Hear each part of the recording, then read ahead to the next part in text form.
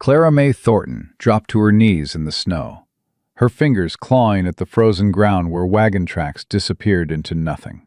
Her 7-year-old daughter stood behind her, shivering, watching her mother fall apart for the first and last time. "Mama, where did Papa go?" Clara couldn't answer. The man she'd married, the father of her child, had just driven away with everything they owned: food, blankets, shelter, leaving them to die in the Montana wilderness. He'd called them mistakes. She'd prove him wrong. If you want to see how this mother and daughter survived the impossible, subscribe to our channel and stay until the end. Comment the city you're watching from. I want to see how far this story travels. The wagon was still close enough to catch. Clara May Thornton knew this with the desperate certainty of a woman watching her life disappear over a ridge. She could run, she could scream, she could beg, but her husband hadn't looked back once. "Mama?" Rosie Bell tugged at her mother's skirt. "Mama, why is Papa leaving?" Clara's throat closed around words she couldn't speak. Her hands shook, not from cold, though the December wind cut through her thin dress like a blade. They shook from the realization that everything she'd believed for 8 years had been a lie. Emmett Thornton had planned this. She saw it now with terrible clarity. The way he'd suggested she and Rosie stretch their legs while he watered the horses. The way he'd asked her to check if there were any berries on that bush yonder. The way he'd waited until she was far enough from the wagon that she couldn't reach it in time. "Emmett!" The name tore from her chest. "Emmett!" The wagon kept moving. The canvas cover, the one she'd patched with her own hands during their courtship, swayed gently as the horses pulled it further away. "Emmett Thornton, you come back here!" Nothing. Rosie's small hand found hers. "Mama, you're scaring me." Clara forced herself to stop screaming. She looked down at her daughter, 7 years old, dark hair like her father's, wide brown eyes like her own. Rosie wore a dress Clara had sewn from flour sacks, pretty enough with the blue flowers she'd embroidered along the hem. No coat, no boots thick enough for snow. They'd been airing the blankets when Emmett made his decision. One thin wool blanket hung from a bush 10 feet away, the only possession he'd left behind. "Mama?" Rosie's voice trembled. "Is Papa coming back?" Clara knelt in the snow, ignoring the cold that immediately soaked through her skirt. She cupped her daughter's face in both hands. "Listen to me, Rosie Bell. Listen good." "Yes, ma'am." "Your Papa—" Clara's voice cracked. She steadied it through sheer will. "Your Papa has gone away." "When is he coming back?" "He ain't coming back, sweet girl." Rosie's lip quivered. "Did I do something wrong? Did I make him mad?" Clara pulled her daughter against her chest so hard that Rosie gasped. "No. You hear me? This ain't nothing you did. This ain't nothing I did. Your Papa made a choice, and that choice says everything about him and nothing about us." "But Mama—" "Nothing about us, Rosie. You understand?" Rosie nodded against her mother's shoulder, though Clara knew she didn't understand. How could she? Clara barely understood it herself. She held her daughter for a long moment, feeling the small body shake with cold and confusion. Then she stood, took Rosie's hand, and walked to retrieve the blanket. One blanket. That's what Emmett had left them. One blanket, the clothes on their backs, and each other. Clara wrapped the blanket around Rosie's shoulders, tucking the edges tight. "Better?" "A little." Rosie clutched the wool to her chin. "Mama, I'm hungry." Of course she was. They hadn't eaten since morning, and morning felt like a lifetime ago. "I know, sweet girl. We're going to figure that out." "How?" Clara looked at the horizon where the wagon had vanished. Then she turned and looked the other direction, back the way they'd come. 15 miles to the last settlement, maybe more. She looked ahead, 30 miles to the next town, according to what Emmett had said.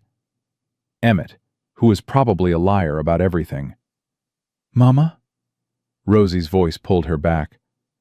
"What are we going to do?"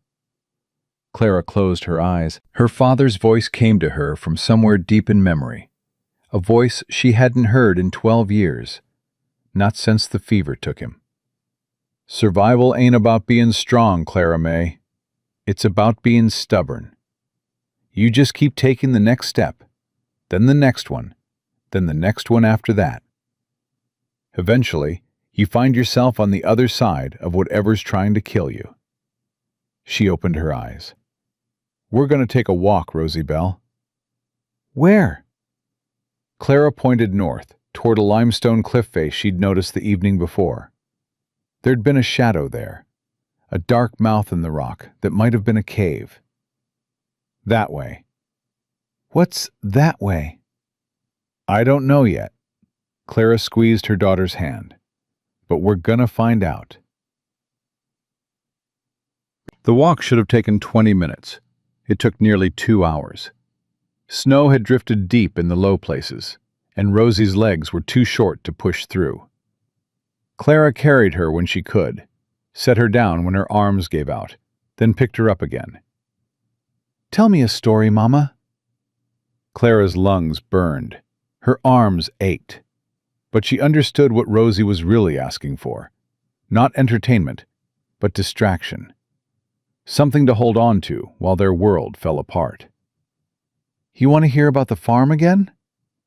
Yes, ma'am. Well, Clara shifted Rosie higher on her hip. When I was your age, we had a barn cat named Patches.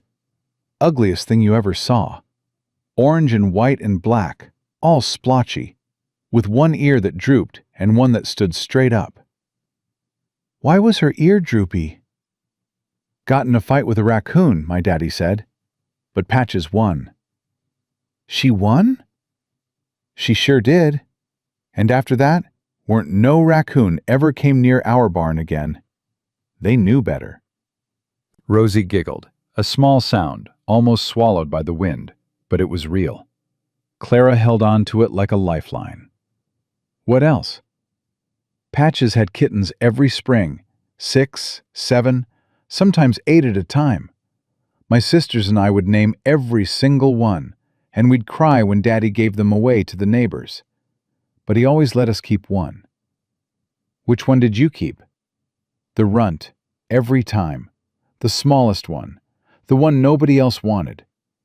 I'd carry it around in my apron pocket, feed it milk with a rag, keep it warm against my belly at night. Did they live, the runts? Clara thought of all those tiny creatures she'd loved so fiercely. Some had lived, some hadn't. Life on a farm taught you early that love didn't guarantee survival. But survival didn't mean anything without love. Most of them, she said, most of them lived just fine. The cliff face loomed closer. The shadow Clara had spotted was indeed a cave. The entrance tall and wide, darker than she'd hoped, but promising shelter from the wind that had started to bite harder. Is that where we're going? Rosie asked. Yes, sweet girl. That's going to be our home for a while. A cave? A cave. Rosie considered this. Are there bears in caves? Clara's stomach tightened. She hadn't thought about bears, or mountain lions, or wolves. We're going to check real careful before we go in, she said. And if there's anything in there that don't belong, we'll chase it right out. How? By being scarier than it is. Rosie laughed again, louder this time. You're not scary, Mama. Clara set her daughter down at the cave entrance. She straightened her spine, squared her shoulders, and made her face as hard as she could make it. I am now. The cave was empty. Clara checked every corner, every shadow, every crevice deep enough to hide something with teeth. She found old bones, rabbit, maybe deer, and droppings that had dried out long ago. Nothing fresh, nothing living. Whatever had used this place before had moved on. It's safe? Rosie hovered at the entrance, the blanket clutched around her shoulders. It's safe. Come on in. Rosie stepped inside and immediately stopped. It's warmer. She was right. The cave blocked the wind, and the stone held whatever heat it had absorbed from warmer days. It wasn't warm exactly, but it wasn't deadly cold either.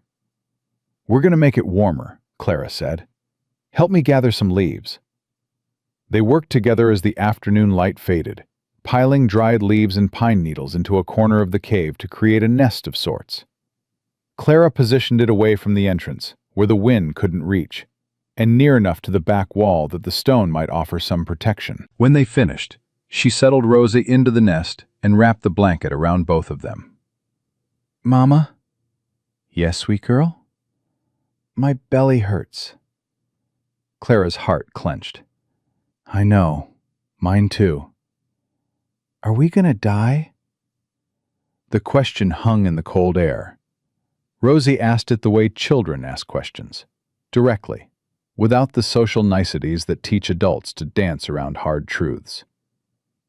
Clara took her daughter's face in her hands again. Look at me, Rosie Belle. Rosie looked. We ain't gonna die. You hear me? We ain't gonna die because I won't let us. I will find food. I will find water. I will find warmth. And I will keep you safe until we figure out what comes next. How do you know? Because I'm your mama, and there ain't nothing in this world stronger than a mama protecting her child. Rosie studied her mother's face for a long moment. Then she nodded. Okay, Mama. Okay. They huddled together as darkness fell, sharing what warmth their bodies could generate. Clara didn't sleep. She listened to the wind howl past the cave entrance, listened to Rosie's breathing slowly even out as exhaustion claimed her.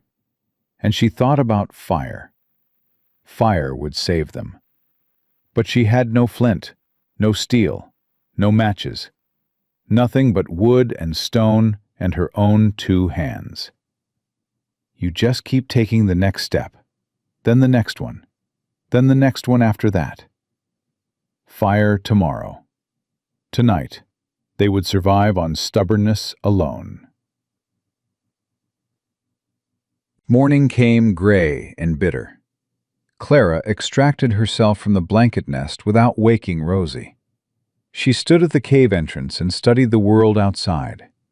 Snow-covered hills, skeletal trees, a sky the color of old pewter. No wagon, no horses, no Emmett. Good. She realized, standing there in the weak morning light, that she'd been waiting for him to come back.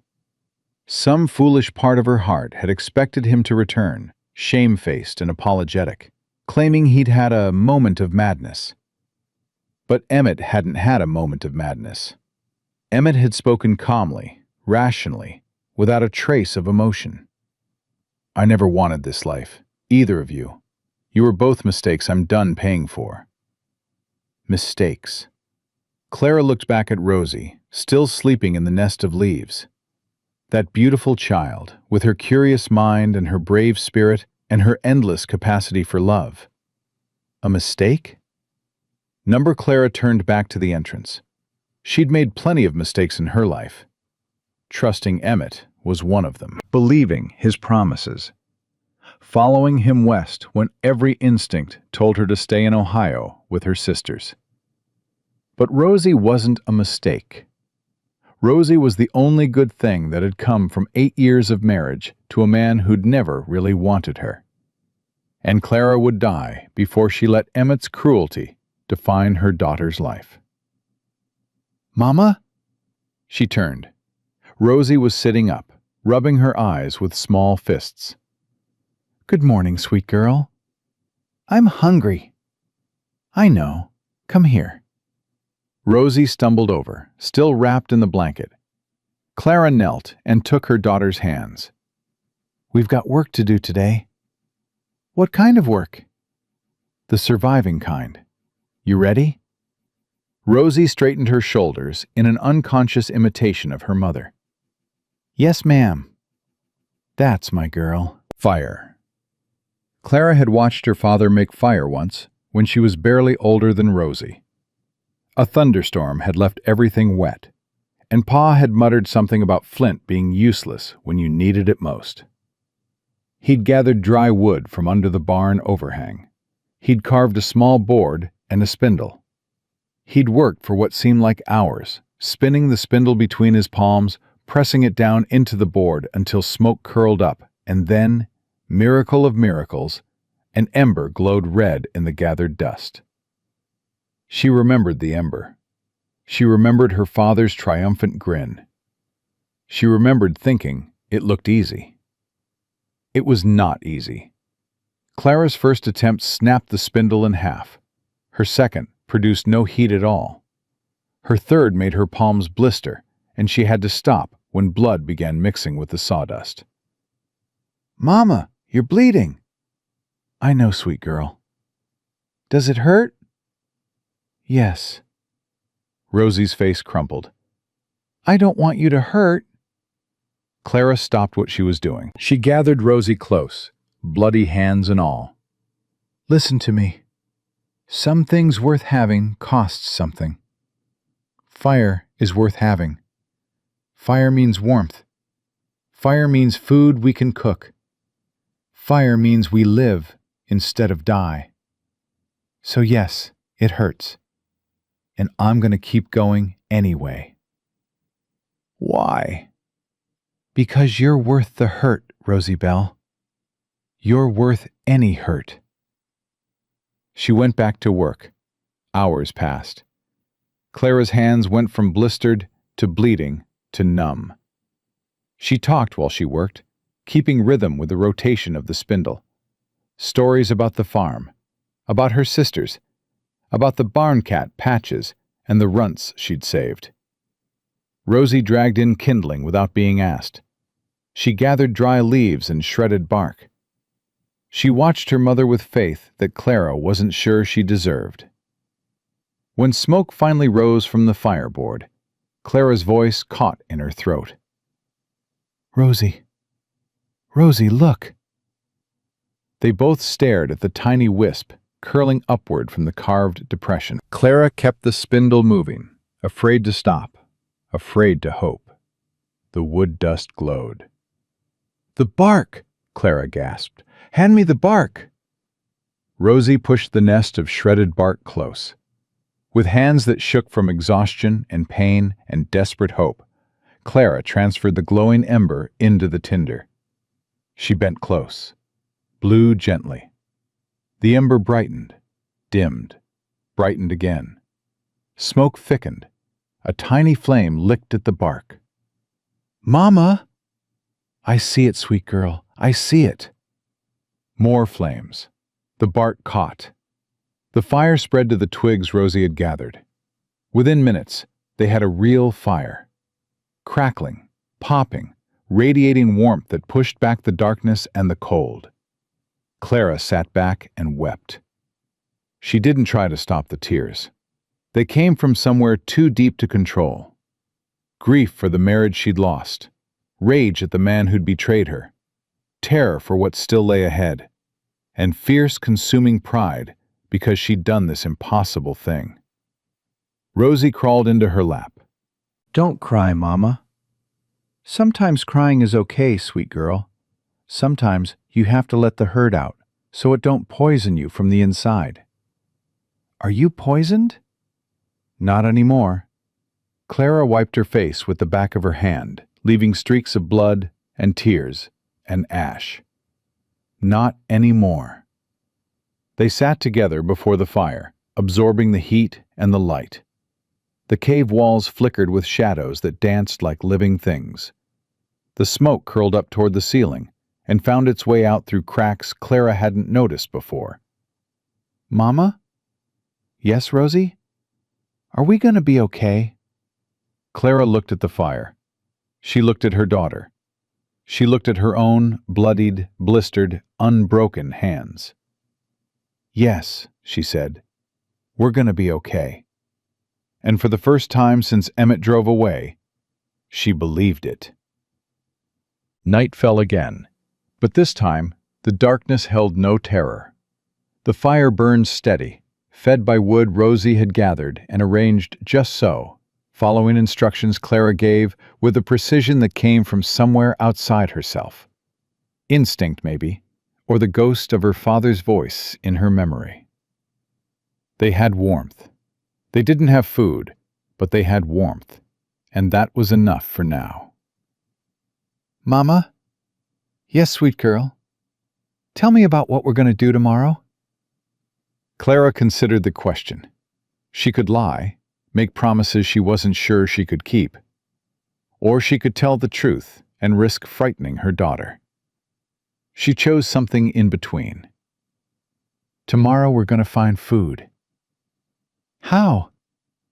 "I'm going to make traps, like the ones my daddy used for rabbits when times were lean." "Have you ever made traps before?" "No." Clara pulled Rosie closer. "But I watched my daddy do it, and I'm a fast learner." "What if you can't catch anything?" "Then I'll try again, and again, and again, until I do." Rosie was quiet for a moment. Then, "Mama?" "Yes?" "I'm glad you're my mama." Clara's throat tightened. "I'm glad you're my daughter." "Even though Papa said we were mistakes?" The words hit Clara like a physical blow. She hadn't realized Rosie had heard. She'd hoped, foolishly, that her daughter had missed Emmett's final cruelty. She turned Rosie to face her, firelight playing across both their faces. "Listen to me, Rosie Bell Thornton. Listen good, because I'm only going to say this once." Rosie's eyes went wide. "Yes, ma'am." "Your papa was wrong. Dead wrong. There ain't nothing about you that's a mistake. You are the best thing that ever happened to me. The best thing I ever did. The only thing I ever did that mattered." "But Papa said—" "Papa was a coward and a liar. He left because he was weak. Because when things got hard, he ran. That's not what strong people do. Strong people stay. Strong people fight. Strong people protect the ones they love, no matter what." "Are you strong, Mama?" Clara thought of her bleeding hands, her aching arms, the fire she'd made from nothing but wood and will. "I'm getting stronger every day, and so are you." Rosie nodded slowly. "Okay, Mama." "Okay?" "Okay." They held each other as the fire crackled and the wind howled, and the cold pressed against the cave entrance like a living thing trying to get in. Clara didn't sleep much that night either, but this time it wasn't fear that kept her awake. It was planning. The next morning, Clara rose with the sun. She checked the fire, still burning, thank God, and added more wood. She studied her hands, which had scabbed over during the night. They hurt, but they worked. Good enough. "Rosie," she touched her daughter's shoulder. "Time to wake up." Rosie stirred, rubbed her eyes, and sat up. "Is it morning?" "It's morning, and we've got work to do." "The traps?" "The traps." Clara had spent the night thinking about the snares her father used to make. Wire loops suspended in rabbit runs, triggered by the animal's movement. Simple in theory, brutal in practice. She didn't have wire, but she did have something else. "Come here, sweet girl. I need your help with something." Rosie watched with fascination as Clara removed her corset, the undergarment she'd worn every day since she was 14, the one piece of her old life that remained. The stays were thin metal, flexible but strong. "What are you doing, Mama?" "Making something useful out of something useless." She pried the stays free, one by one, bending and shaping them with stones she'd collected from the cave floor. The metal resisted, but Clara was more stubborn than any piece of wire. By midday, she had 6 snares. "Now," she said to Rosie, "let's go hunting." Clara had never read tracks before. Not really. But she'd watched her father do it 100 times. crouching in the Ohio mud and pointing out the signs that told a story. See those prints? That's a rabbit. They hop, so the back feet land in front of the front feet. And see how the tracks lead from this brush pile to that tree? That's a run. Rabbits use the same paths over and over. She knelt in the snow outside the cave, studying the marks left by creatures she couldn't see. What are you looking for, Mama? Patterns. Rabbits are creatures of habit. They like to use the same paths, feel safe in familiar places. If we can find where they run, we can put our traps there. How do you know all this? My daddy taught me. Was your daddy smart? Clara smiled, the first real smile she'd felt in days. The smartest man I ever knew. They found a rabbit run 30 yards from the cave, a narrow path between two rocks where the snow had been packed down by repeated use. Clara set her first snare there, careful to position the loop at the right height, anchor the wire securely to a buried branch. She set the other 5 snares along similar paths, each one a small prayer disguised as twisted metal. Now what? Rosie asked. Now we wait. The first snare caught nothing. The second caught nothing. The third and fourth, nothing. The fifth caught a rabbit by the hind leg. Clara found it the next morning, half frozen, still struggling weakly against the wire. She killed it quickly, whispering an apology as the light faded from its eyes. I'm sorry. Thank you. I'm sorry. When she returned to the cave, Rosie looked at the limp body in her mother's hands with a mixture of wonder and horror. Is that dinner? That's dinner. It's dead. It is. Rosie's face was unreadable. Did you kill it? Clara knelt so she could look her daughter in the eyes. Yes, sweet girl, I killed it. And I'll kill more if I have to, because keeping you alive is more important than anything else in this world. Does it hurt, killing things? Clara considered the question. Not my hands, but something in here, she touched her chest, feels it. And I think that's okay. I think we're supposed to feel it. It means we ain't forgot what it costs to live. Rosie nodded slowly. Okay, Mama. Okay. Clara skinned the rabbit that afternoon, her first attempt at something she'd never done before. The work was harder than she'd imagined, messier, more intimate. But she persisted, cutting and pulling and scraping until she had meat and a pelt that might, eventually, provide some small measure of warmth. They ate their first real meal that night, roasted rabbit, charred in places, raw in others, the best thing Clara had ever tasted. Rosie ate with the focused intensity of a child who'd been hungry for too long. She cleaned the bones, sucked the marrow, licked her fingers. More? Tomorrow, sweet girl. We'll catch more tomorrow. Rosie nodded. Then she curled against her mother's side, full for the first time in days, and fell asleep in seconds. Clara watched the fire and stroked her daughter's hair. They'd made it through another day. Tomorrow, there would be more challenges, more dangers, more work to do. But tonight, in this cave they'd claimed, warmed by fire they'd created, fed by food they'd caught, Clara May Thornton and her daughter were alive. And that was enough. 3 weeks passed, and Clara learned to read the wilderness like her mother had once read the family Bible, with patience, reverence, and the understanding that survival depended on paying attention.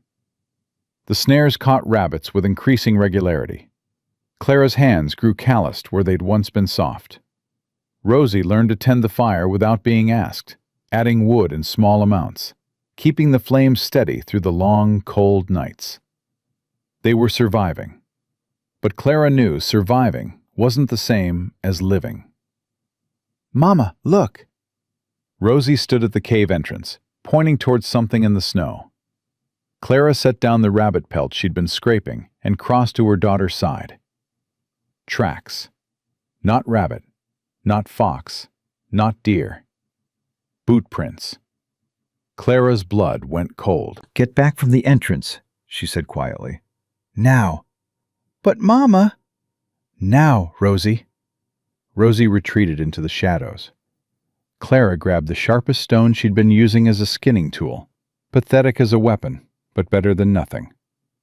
The boot prints led toward the cave. Recent. The edges hadn't yet softened from wind or new snowfall. Someone had been here. Someone might still be close. Clara pressed herself against the cave wall, stone raised, heart pounding so loud she was certain it could be heard for miles. Minutes passed. Nothing moved. Then she saw it. A bundle, left just outside the entrance. Cloth wrapped around something bulky, tied with rough twine. A trap? A trick? Clara waited another 10 minutes before she dared to retrieve it. She poked it first with a long stick, half expecting it to explode or spring open with teeth. Nothing happened. She dragged it inside and unwrapped it with trembling fingers. Salt pork, a small sack of flour, dried beans, a steel knife with a worn wooden handle, and a note scratched on a piece of bark. Saw your smoke. Figured you might need supplies. Don't mean no harm. No signature. "Who left it, Mama?" Rosie peered over her shoulder. "I don't know. Is it safe to eat?" Clara looked at the food. More than they'd had in weeks. Enough to last days, if she was careful.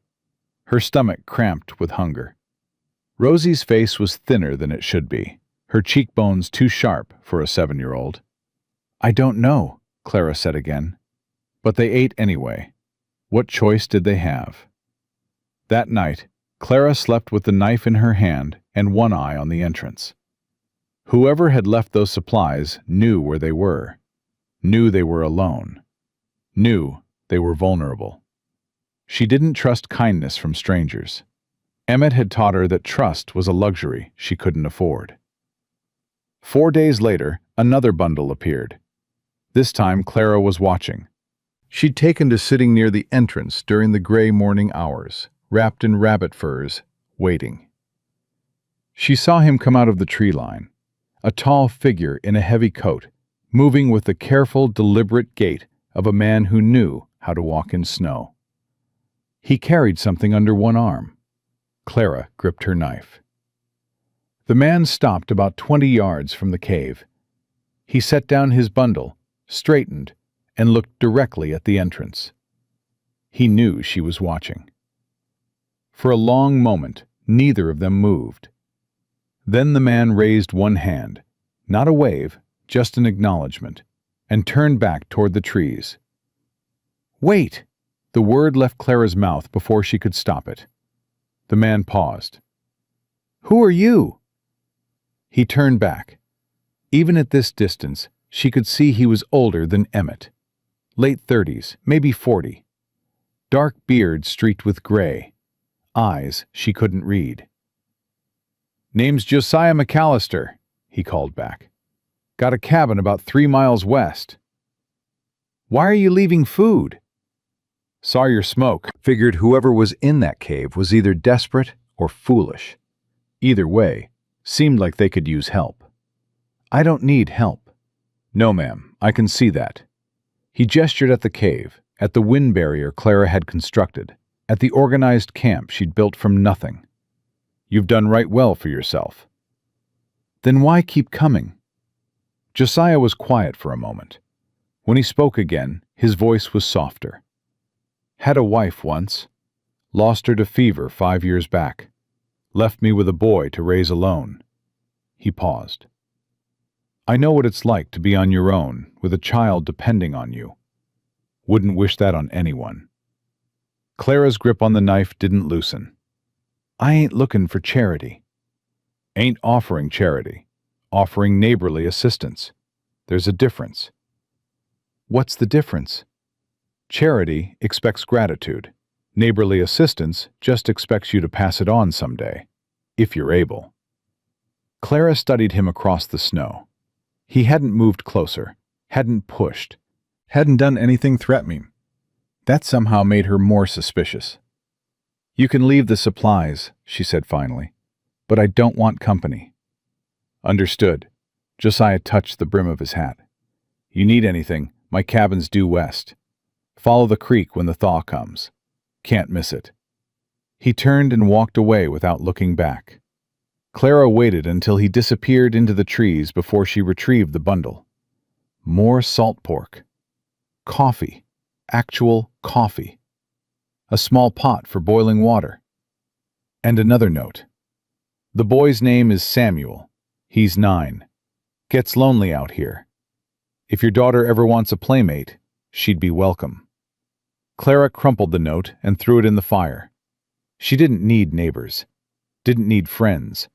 Didn't need a man showing up with gifts and kind words and promises that would probably turn to ash like every other promise she'd ever believed. "Mama?" Rosie appeared at her elbow. "Who was that man?" "Nobody." "He looked nice." Looking nice don't mean nothing. "Is he gonna come back?" Clara stared at the fire, watching the note blacken and curl. "I hope not." But he did come back. A week later, then 3 days after that, then every few days, like clockwork. He never approached the cave directly, never pushed for conversation, just left his bundles and his notes and walked away. Clara stopped hiding when he came. She'd stand at the entrance, arms crossed, watching him with suspicion that she couldn't quite maintain. He always tipped his hat, always walked away. "You're stubborn," she told him one morning, when the silence between them had grown almost comfortable. "Yes, ma'am. Been told that a time or two." "Don't you have better things to do than trudge through snow to feed strangers?" "Probably." He set down his bundle. This time it included a pair of small boots that looked about Rosie's size. "But my boy asked about your daughter yesterday. Wanted to know if she was real or if I'd made her up." "You told him about us?" "Told him there was a brave woman and her little girl living in the old cave on Crow's Peak, making do with next to nothing, surviving better than most men could." Josiah met her eyes. "He thinks you're heroes." Clara's throat tightened. "We ain't heroes. We're just trying not to die." "That's what heroes do, ma'am. They keep going when giving up would be easier." He tipped his hat and walked away. Clara looked down at the boots. Good leather, sturdy soles. They would fit Rosie perfectly. "Damn you," she whispered. She didn't know if she was talking to Josiah or to herself. The day everything changed started like every other day. Cold, quiet, full of the small tasks that kept them alive. Clara was checking her trap lines when she heard Rosie scream. The sound cut through the winter air like a knife. Clara dropped the rabbit she'd been carrying and ran. She found Rosie pressed against the cave entrance, trembling. A man stood in front of her. Not Josiah.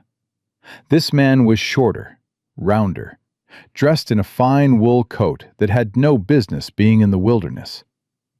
He held a piece of paper in one gloved hand. "There you are," the man said as Clara skidded to a stop.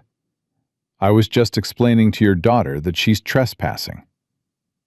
Clara positioned herself between the stranger and Rosie. "Who the hell are you?" "Virgil Cobb. I represent the Montana Territory Land Company." He smiled, showing teeth that were too white, too even. "And you, madam, are squatting on property that belongs to my employers." "This cave don't belong to nobody." "I'm afraid that's not accurate." Cobb unfolded his paper with a flourish. "This entire ridge, including your charming little cave, was purchased 6 months ago by the land company. We have plans for this area. Mining surveys. Potentially a railroad spur. He folded the paper again. Which means you need to leave. Clara's hands curled into fists. I ain't going nowhere. I don't think you understand your position. Cobb's smile didn't waver. You have no legal claim to this land. No deed, no rights whatsoever. I could have you removed by force if necessary. Try it. Something flickered in Cobb's eyes. Surprise, maybe, or annoyance. He wasn't used to being challenged. Madam, be reasonable. This is wilderness. No place for a woman and child. I'm sure there's a settlement nearby where you could find appropriate accommodations. I said I ain't going. Cobb studied her for a long moment. Then he tucked the paper back into his coat. You have 1 week. After that, I'll return with men who are considerably less patient than I am. He turned and walked away, leaving footprints in the snow like accusations. Mama? Rosie's voice shook. What are we going to do? Clara pulled her daughter close. Her mind raced. 1 week. 7 days to figure out how to fight a man with lawyers and money and the power to take everything they'd built. I don't know, sweet girl, but we ain't leaving. This is our home. What if he comes back with those men? Then we'll face them together. I'm scared. Clara knelt and took Rosie's face in her hands. I know. I'm scared too. But being scared don't mean we give up. It means we fight harder. Rosie nodded, though tears streaked her cheeks. That night, Clara couldn't sleep. She sat by the fire, turning possibilities over in her mind. Run? Where would they go? Fight? With what? Sharp stones and determination? She needed help. The thought made her stomach turn. She'd spent weeks rejecting Josiah's kindness, building walls against exactly this kind of dependence. But Rosie's scared face kept floating in her memory. Her daughter deserved better than a mother too proud to ask for help. Before dawn, Clara made her decision. Stay here, she told Rosie. Keep the fire going. Don't let anyone in. Where are you going? To find our neighbor. She followed Josiah's directions, due west, following the frozen creek bed. The walk took nearly 2 hours in deep snow, and by the time she spotted his cabin, her legs burned and her lungs ached. The cabin was small but solid, smoke curling from a stone chimney. A boy sat on the porch, whittling something with a knife. He looked up when Clara approached. His eyes went wide. Pa! Pa! The cabin door banged open. Josiah emerged with a rifle in his hands, then stopped when he saw Clara. Mrs. Thornton, Clara Thornton. She was breathing hard, her words coming in gasps. I need your help. Josiah lowered the rifle. What happened? A man came, Virgil Cobb. Says he owns the land where we're staying. Says we have a week to leave or he'll force us out. Josiah's expression darkened. Cobb. You know him? I know of him. Land speculator. Been buying up territory all through these mountains. Bullying folks off claims they've worked for years. Josiah leaned the rifle against the doorframe. He's bad news. I can't leave that cave. I got nowhere else to go. No husband? No family? Clara's jaw tightened.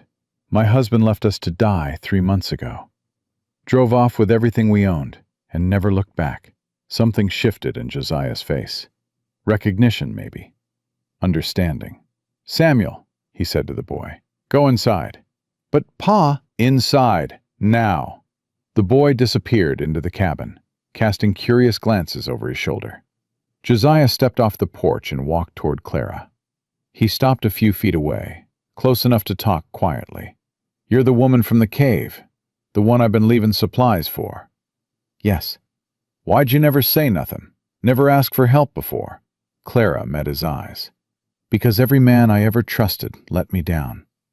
My father died when I was 15. My husband abandoned me and my daughter in the middle of nowhere. I stopped believing in help a long time ago. What changed? My daughter. Clara's voice cracked. She's scared. She's 7 years old and she's scared, and I can't protect her alone. Not from men like Cobb. Josiah was quiet for a long moment. Then he nodded. Come inside. Warm up. We'll figure this out together. Clara hesitated. Crossing that threshold meant accepting help, meant trusting someone again. But Rosie's face floated in her memory. She followed Josiah into the cabin. Samuel sat at a rough wooden table, his whittling forgotten. He stared at Clara with undisguised curiosity. "You're the cave lady." "Samuel," Josiah warned. "It's fine." Clara almost smiled. "Yes, I'm the cave lady." "Pa says you're braver than most men." "I don't know about that." "He says you made fire with just sticks and your hands." "I did." Samuel's eyes went wide with admiration. "Can you teach me?" "Samuel, enough." Josiah gestured to a chair. "Sit down, Mrs. Thornton. Tell me everything Cobb said." Clara sat. The warmth of the cabin seeped into her bones. Real warmth, from a real fire in a real stove. She'd forgotten what it felt like to be truly comfortable. She told Josiah everything. The paper Cobb had shown her, the threat, the deadline. When she finished, Josiah leaned back in his chair. "Cobb's been pulling this trick all over the territory. Shows up with official-looking documents, threatens folks, scares them off land he wants. Half the time his claims ain't even legal." "How do you know?" "Because he tried it with me 2 years ago. I told him to go to hell." "What happened?" "He sent men. 3 of them." Josiah's eyes went hard. "They didn't send anyone else after that." Clara studied him. The broad shoulders, the calloused hands, the rifle leaning against the wall. "You're telling me you fought off 3 men?" "I'm telling you I defended my home. My son's home." He leaned forward. "And I'll help you defend yours, if you let me." "Why? You don't owe me nothing." "No, but I know what it's like to face trouble alone.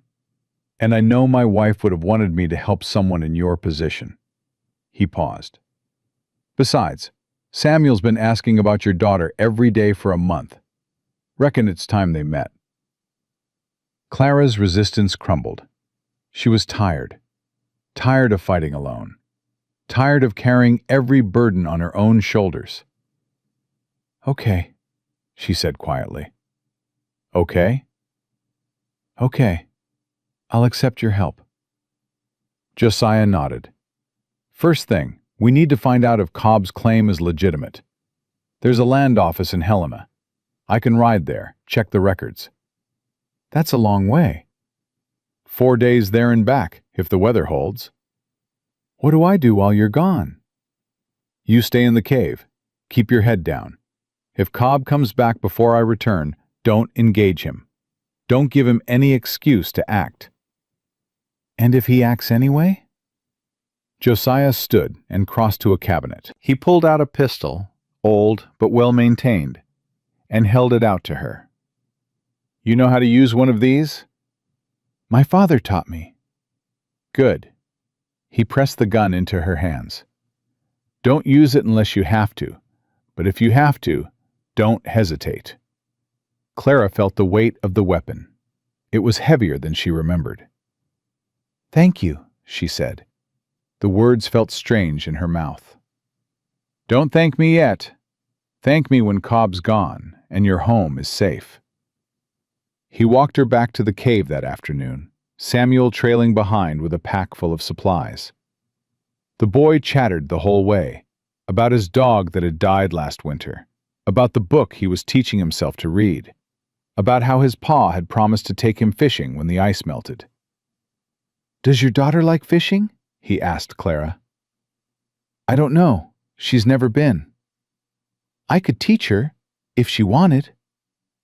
Clara looked at this earnest boy with his father's eyes and his mother's memory. I think she'd like that. When they reached the cave, Rosie came running out. She stopped short at the sight of strangers. It's okay, sweet girl. Clara held out her hand. These are our neighbors. This is Mr. McAllister and his son Samuel. Rosie studied them with the careful wariness she'd learned over the past months. You're the one who left the boots, she said to Josiah. I am. They fit perfect. I'm glad. Rosie turned to Samuel. You're 9? Yes, ma'am. I'm 7. I know. My pa told me.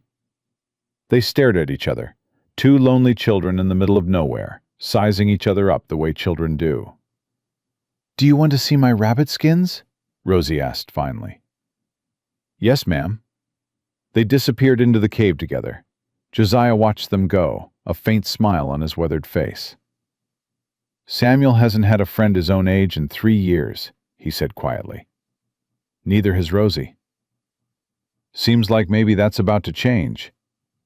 Clara didn't answer. She wasn't ready to hope for something as fragile as friendship. But watching her daughter lead Samuel into their home, their cave, their shelter, the place they'd built from nothing, she felt something crack open in her chest. Something that might have been hope, after all. Josiah left for Helena the next morning. Clara watched him ride away until he disappeared over the ridge, then turned back to the cave where 2 children sat by the fire, talking and laughing as if they'd known each other their whole lives. Mama? Rosie looked up. Can Samuel stay? Clara looked at the boy, his earnest face, his too big coat, his obvious joy at having someone to play with. For a little while, she said, just until his pa gets back. 4 days. That's how long Josiah had said it would take. Clara prayed Cobb would wait that long. He didn't. On the 3rd day, Clara heard horses. She grabbed the pistol Josiah had given her and positioned herself at the cave entrance. 3 riders emerged from the trees, Cobb in front, 2 larger men behind him. Mrs. Thornton, Cobb called out. I believe I said 1 week, but I find myself with time on my hands. Clara raised the pistol. Get off my land. Cobb laughed. Your land? My dear woman, you have no land. You have nothing. I have this gun, and I know how to use it. Against 3 men? Cobb shook his head. I admire your spirit, truly, but let's be realistic. He dismounted and took a step toward the cave. Clara cocked the pistol. 1 more step, and I'll put a hole in you. Cobb stopped. For the first time, uncertainty flickered across his face. You're bluffing. Try me. From inside the cave, Clara heard Rosie whimper. Samuel whispered something. Reassurance, probably, though Clara couldn't make out the words. She couldn't let Cobb near those children. Last warning, she said. Ride away now, or I start shooting. Cobb studied her for a long moment. Then he smiled. We'll be back, Mrs. Thornton, with more men and legal authority. He mounted his horse. Enjoy your cave while you can. He rode away, his men following. Clara stood in the entrance until she couldn't hear hoofbeats anymore. Then her legs gave out, and she sat down hard in the snow. Mama! Rosie came running out. I'm okay, sweet girl. Clara pulled her daughter close with one arm, the pistol still clutched in the other. I'm okay. But she wasn't okay. Cobb would be back. With more men. With legal authority. And Josiah was still a day away. Clara looked at the sky, heavy with clouds that promised more snow. 1 more day. She just had to survive 1 more day. The snow started falling at midnight and didn't stop. Clara sat by the fire, pistol in her lap, watching the entrance while the children slept. Every sound made her flinch. The crack of a branch, the howl of wind, the settling of stones. She'd never felt so alone in her life. Rosie coughed in her sleep. A small sound, barely noticeable. Clara turned to check on her daughter and felt the first cold finger of fear trace down her spine. Rosie's face was flushed, her breathing shallow. When Clara pressed a hand to her forehead, heat radiated from the skin like fire from coals. "No," Clara whispered. "No, no, no." She'd seen fever take children before. On the farm in Ohio, 3 of her cousins had died in a single week when the sickness came through. She remembered her aunt's screams, remembered the tiny coffins. "Rosie," Clara shook her daughter gently. "Rosie, wake up." Rosie's eyes fluttered open. They were glassy, unfocused. "Mama? I don't feel good." "I know, sweet girl, I know." Samuel stirred on the other side of the fire. "Mrs. Thornton, what's wrong?" "Rosie's sick." Clara's voice came out steadier than she felt. "I need you to keep the fire going. Can you do that?" "Yes, ma'am." Samuel sat up, suddenly alert. Is she going to be okay? Clara couldn't answer that question honestly. Just keep the fire going. She worked through the night, doing everything she knew to do. Cold cloths on Rosie's forehead, warm broth made from the last of the rabbit meat, prayers whispered in the darkness. Nothing helped. By morning, Rosie's fever had climbed higher. She'd stopped responding to Clara's voice, lost in whatever nightmares the sickness brought. "Mama," she mumbled. "Mama, the snow is inside me." "Hush, sweet girl, hush." "It's so cold, Mama. Why is it so cold?" Clara pulled her daughter close, trying to warm her with body heat alone. Tears streamed down her face. She was losing her. "Mrs. Thornton," Samuel appeared at her elbow. "My pa knows medicine, some anyway, and there's a woman who lives on the other side of the ridge, Martha Redbird. She knows about herbs and healing." Clara looked at the boy through blurred vision. "Your pa ain't back yet." "I could go get Mrs. Redbird." You're 9 years old. I can't send you out in a blizzard. I know the way. Done it twice with Pa. Samuel's jaw set with determination that reminded Clara painfully of Rosie. "She can help. I know she can." Clara looked at her daughter's flushed face, at her shallow breathing, at the life slowly draining away.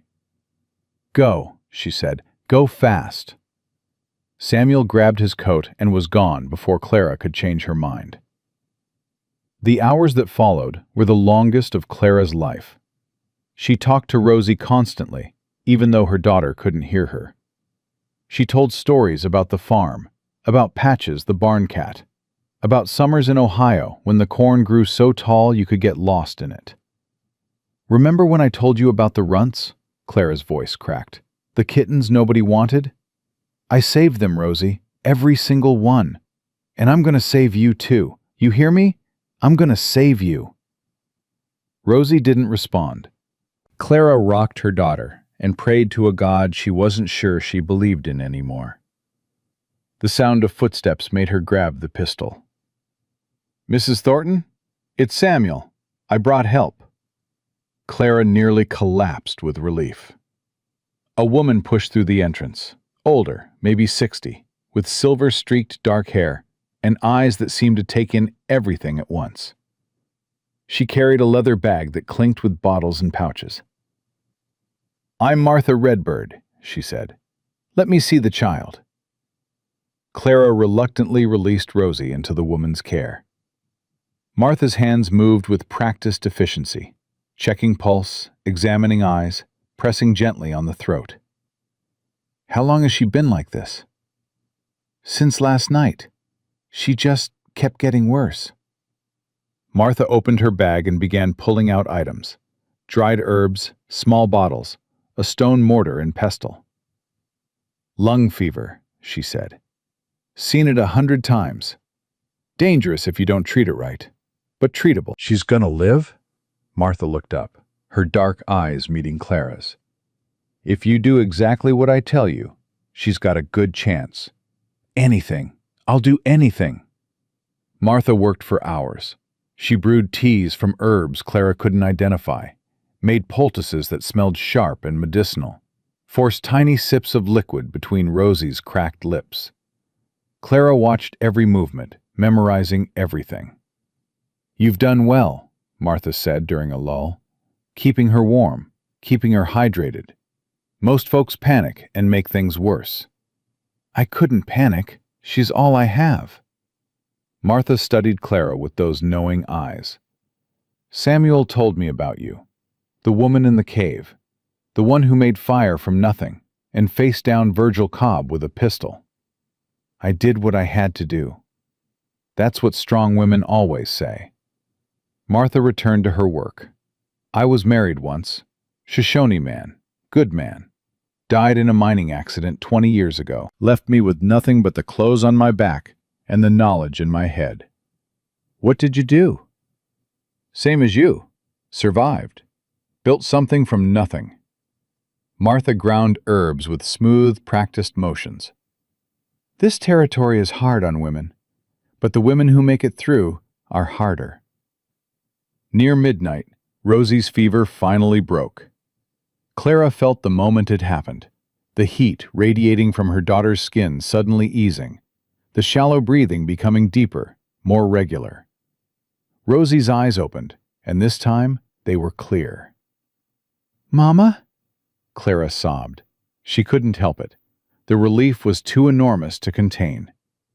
"I'm here, sweet girl. I'm here. I had bad dreams." "I know, but you're safe now. You're safe." Martha packed up her bag with quiet efficiency. "She'll need rest, lots of fluids. Keep her warm, but not too warm. I'll come back in 2 days to check on her." Clara caught the woman's arm. "Thank you. I don't know how to repay you." "You don't owe me nothing." Martha's weathered face softened. "Women help women out here. It's how we survive. I've been surviving alone for months." "I know, but you don't have to anymore." Martha squeezed Clara's hand. "That man, Josiah McAllister, he's a good man, one of the few. His wife was my friend before she passed. He's been kind to us. He sees something in you, something worth protecting." Martha pulled on her coat. "Don't push him away because some other man hurt you. That ain't fair to him or to yourself." She left before Clara could respond. Samuel had fallen asleep by the fire, exhausted from his trek through the blizzard. Clara covered him with a rabbit fur and returned to Rosie's side. "Mama?" Rosie's voice was weak but present. "Who was that lady?" "A friend. A new friend." "We have friends now?" Clara thought of Josiah, of Samuel, of Martha Redbird. People who'd helped her without asking for anything in return. "Yes, sweet girl, we have friends." Rosie smiled, the first real smile Clara had seen in days, and drifted into peaceful sleep. Clara stayed awake, watching her daughter breathe, letting the tears fall freely. She'd almost lost everything. Again. But this time, she hadn't been alone. Josiah returned the next afternoon, riding hard through snow that reached his horse's chest. "Clara!" He dismounted before the horse fully stopped. "Samuel, are you—" "Pa!" Samuel came running out of the cave and threw himself into his father's arms.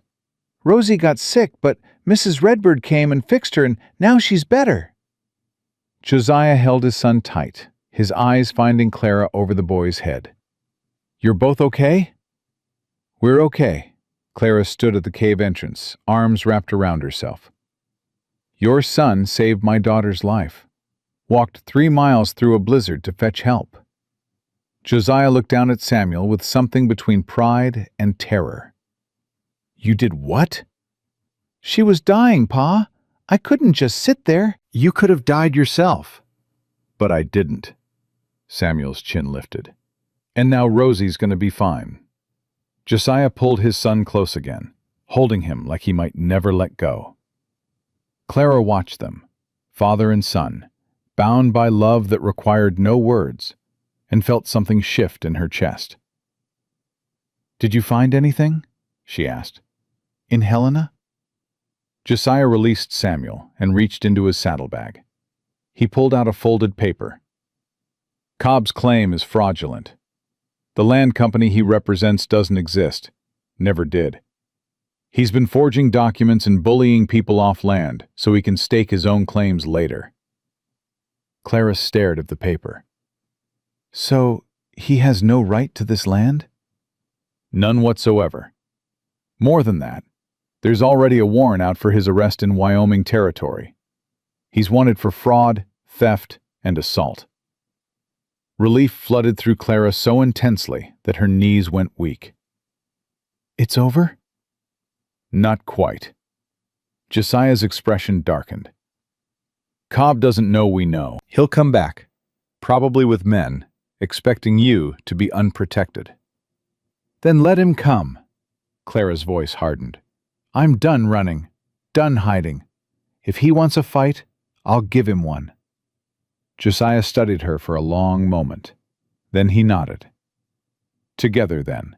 We'll face him together." They spent the next day preparing. Josiah helped Clara reinforce the cave entrance, creating defensive positions. Martha Redbird returned, not just to check on Rosie, but with news of her own. "Cobb hired men in town," she said. 6 of them. Hard cases. The kind who don't ask questions as long as the pay's good." "When?" "They were drinking in the saloon last night, bragging about clearing out some squatters today." Clara's stomach tightened. 6 men. "Against 3, Josiah said. Those ain't great odds."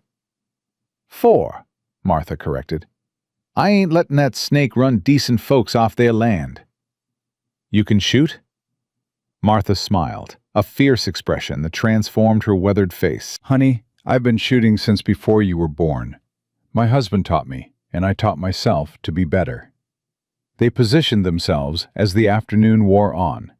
Josiah at the cave entrance with his rifle, Clara at a secondary position behind a rock formation, the pistol steady in her hands. Martha somewhere in the trees. Clara couldn't see her, which meant Cobb's men wouldn't either. The children stayed deep in the cave, hidden behind the sleeping platform Clara had built. "Rosie," Clara had knelt before her daughter one final time. "Whatever you hear, whatever happens, you stay hidden. You understand?" "Yes, Mama." "I mean it. Don't come out until I come get you." "What if—" Rosie's voice trembled. "What if you don't come?" Clara cupped her daughter's face. "Then you find Samuel's pa. He'll take care of you." "I don't want anyone else to take care of me. I want you." "I know, sweet girl, and I'm going to do everything I can to come back to you." Clara kissed her daughter's forehead. "But if something happens, you remember, you're strong, stronger than you know. We proved that together, didn't we?" Rosie nodded, tears streaming down her face. "I love you, Rosie Bell." "I love you too, Mama." Clara took her position and waited. They came at sunset. 7 riders this time. Cobb had added another man to his crew. They emerged from the trees in a line, spreading out as they approached the cave. "Mrs. Thornton!" Cobb's voice echoed across the snow. "I brought friends this time, and legal authority." "Your legal authority is garbage!" Clara shouted back. "I know about the forged documents. I know about the warrant in Wyoming." Silence. When Cobb spoke again, his voice had lost its oily confidence. "I don't know what you think you know, but I think I know you're a fraud and a criminal, and I think these men you hired might want to reconsider their employment." One of the riders shifted nervously. "Cobb, what's she talking about?" "Nothing. She's lying. I've got papers from the land office in Helena that say different." Josiah stepped into view, rifle raised. "Papers that say you've been running this scam across 3 territories, Papers that say there's a bounty on your head. More shifting among the riders. Two of them exchanged glances. "This is absurd," Cobb sputtered. "I'm a legitimate businessman." "You're a snake," Clara's voice rang out clear and strong. "And snakes get their heads cut off." $500. The voice came from the trees. Martha, invisible but present. "That's the bounty. Split 7 ways, well, it's more than Cobb's paying you, I'd wager." One of the riders actually laughed. "She's got a point. Enough of this." Cobb pulled a pistol from his coat. "Kill them all. I'll double your pay." For a moment, nobody moved. Then one of the riders, the one who'd laughed, turned his horse. "I ain't dying for you, Cobb, and I sure as hell ain't gonna hang for you." He rode away without looking back. Another rider followed, then a third. Cobb watched his army melt away, his face contorting with rage. "Cowards! All of you!" 3 men remained, either too loyal or too stupid to run. Cobb himself made 4. Better odds now, but still not good. "Last chance," Josiah called. "Ride away, and we'll let you go."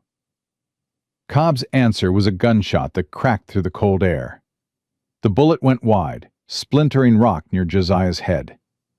What happened next happened fast. Martha's rifle spoke from the trees, and one of Cobb's men tumbled from his horse. Josiah returned fire, catching another man in the shoulder. Clara squeezed her trigger and felt the pistol kick. She didn't know if she'd hit anything, but the third man wheeled his horse and fled. Cobb sat alone on his horse, pistol empty, army destroyed. "It's over," Clara said, emerging from cover. "Get off that horse and put your hands where I can see them." Cobb's face twisted with hatred. "You think you've won? You're nothing. A woman squatting in a cave with a bastard child. You think anyone's going to care what happens to you? Shut up.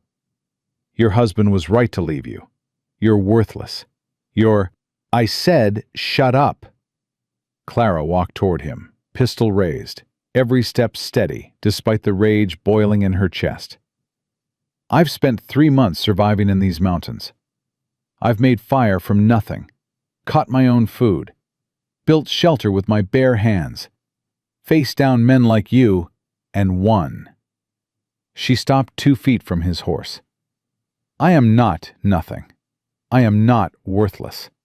And I will not let you or anyone else tell me different, ever again." Cobb stared at her with something new in his eyes. Fear. "Josiah." Clara didn't look away from Cobb. "You said there's a warrant?" "Yes, ma'am." "Then let's tie him up and take him to town. I want to watch them put him in chains." "With pleasure." They bound Cobb's hands while he cursed and threatened, promises of revenge that grew increasingly desperate and hollow. Martha emerged from the trees, rifle slung over her shoulder, a satisfied smile on her face. "That was some shooting," she said to Clara. "I missed. You scared the hell out of them. That's what mattered." The sun was setting as they prepared to transport Cobb to the nearest town. Clara was checking the ropes on his wrists when she heard hoofbeats approaching from the east. A single rider. She grabbed her pistol, but Josiah caught her arm. "Wait." The rider emerged from the trees, and Clara's blood turned to ice. Emmett. He looked older than she remembered, harder. His fine clothes were travel-stained, his face gaunt beneath a scraggly beard. But it was him. After 3 months, after leaving her and Rosie to die, after everything, it was him. He reined in his horse and stared at the scene before him. The bound prisoner, the armed strangers, his wife with a pistol in her hand. "Clara," his voice was rough, "I came to find you." "Get out!" The words came from somewhere deep in Clara's chest, cold and sharp as ice. "Get out and don't come back." "I made a mistake." "A mistake?" Clara laughed, a harsh, broken sound. You left us to die. You called us mistakes. You took everything we had and drove away without looking back. I know. I know what I did. Emmett dismounted, hands raised. But I want to make it right. You can't make this right. I want to see Rosie. Clara raised the pistol. You take one more step toward my daughter, and I will put a bullet in you. She's my daughter, too. She stopped being your daughter the day you abandoned her. Josiah moved to stand beside Clara, rifle at the ready. Samuel and Rosie appeared at the cave entrance, drawn by the commotion, despite Clara's instructions. Emmett's eyes fixed on Rosie. She's gotten so big. Don't talk to her. Don't even look at her. Clara, please. You don't get to say please. You don't get to beg. You gave up that right when you drove away. Clara's voice shook, but her aim stayed steady. I spent 3 months building a life for us. 3 months learning to survive without you. And you know what I figured out? Emmett said nothing. We're better off, Rosie and me. We're stronger without you. Happier. Safer. Clara took a breath. So you're going to get back on that horse. You're going to ride away. And you're never going to come near us again. Or what? Or I'll kill you. Clara's eyes were dry. Her heart was cold. I've killed rabbits to keep my daughter fed. I've faced down men with guns. I've survived things you can't even imagine. Killing you would be easy. Emmett stared at her. This woman who'd been his wife, who'd once loved him, who'd followed him across a continent because he asked her to. He didn't recognize her anymore. You've changed, he said quietly. You changed me. A long moment passed. The wind howled. The sun sank lower. Finally, Emmett mounted his horse. I'll contest for custody, he said. In a court. Legally. Try it. Clara's voice was steady. I've got witnesses to your abandonment. I've got people who'll testify to what you did. No court in this territory will give you that child. Emmett's jaw tightened, but he said nothing more. He rode away, disappearing into the trees as the last light faded. Clara watched until she couldn't see him anymore. Then her legs gave out, and she sat down hard in the snow. Mama! Rosie came running, throwing herself into her mother's arms. Clara held her daughter tight, breathing in the smell of her hair, feeling the warmth of her small body. He's gone, sweet girl. He's gone. Is he coming back? I don't know, but if he does, we'll be ready. Josiah knelt beside them, his hand resting gently on Clara's shoulder. You did good, he said quietly. Clara looked up at him, this man who'd shown her kindness when she'd expected cruelty, who'd helped her when she'd refused help, who'd stood beside her when everything she'd built was threatened. Thank you, she said, for everything. We ain't done yet, Josiah nodded toward Cobb, still bound and glaring from his horse. Still gotta deliver this one to justice. Tomorrow. Clara was suddenly exhausted, drained of everything she had. Tonight, I just want to hold my daughter. Josiah nodded. He stood and began organizing things with Martha, securing Cobb, setting up a watch rotation, preparing for the morning's ride to town. Clara sat in the snow with Rosie in her arms, watching the stars emerge one by one. She'd faced down Cobb. She'd faced down Emmett. She'd faced down every fear and challenge the world had thrown at her. And she was still standing. Mama! Rosie's voice was sleepy. Yes, sweet girl? Are we still going to live in the cave? Clara thought about that.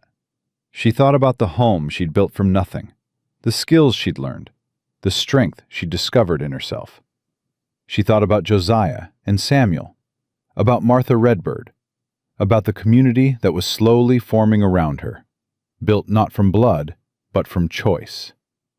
"For now," she said, "but I think things are about to change." "Good change or bad change?" Clara kissed her daughter's forehead. "Good change, sweet girl. The best kind." The ride to Millbrook took most of the next day. Clara sat rigid in the saddle of a horse Josiah had brought for her, keeping Cobb in her sights the entire journey. The man had stopped talking hours ago, his threats and curses giving way to sullen silence. Rosie rode with Samuel on Josiah's horse, the two children whispering and giggling despite everything. Clara marveled at their resilience and how quickly children could find joy even in the aftermath of chaos. "You're thinking too hard." Josiah had fallen back to ride beside her. His voice was quiet, meant only for her ears. "I'm thinking about what happens next." "What do you mean?" "Cobb's going to jail. That's settled. But Emmett..." Clara's jaw tightened. "He said he'd contest for custody. Legally. He abandoned you and your daughter in the wilderness. No judge would. He's got family money, connections, the kind of people who make problems disappear." Clara shook her head. "I've seen it before. Rich men getting away with things that would hang a poor man." Josiah was quiet for a moment. "You're not alone anymore, Clara. Whatever comes, you've got people standing with you." "Why?" "Why what? Why do you care what happens to us? You barely know me."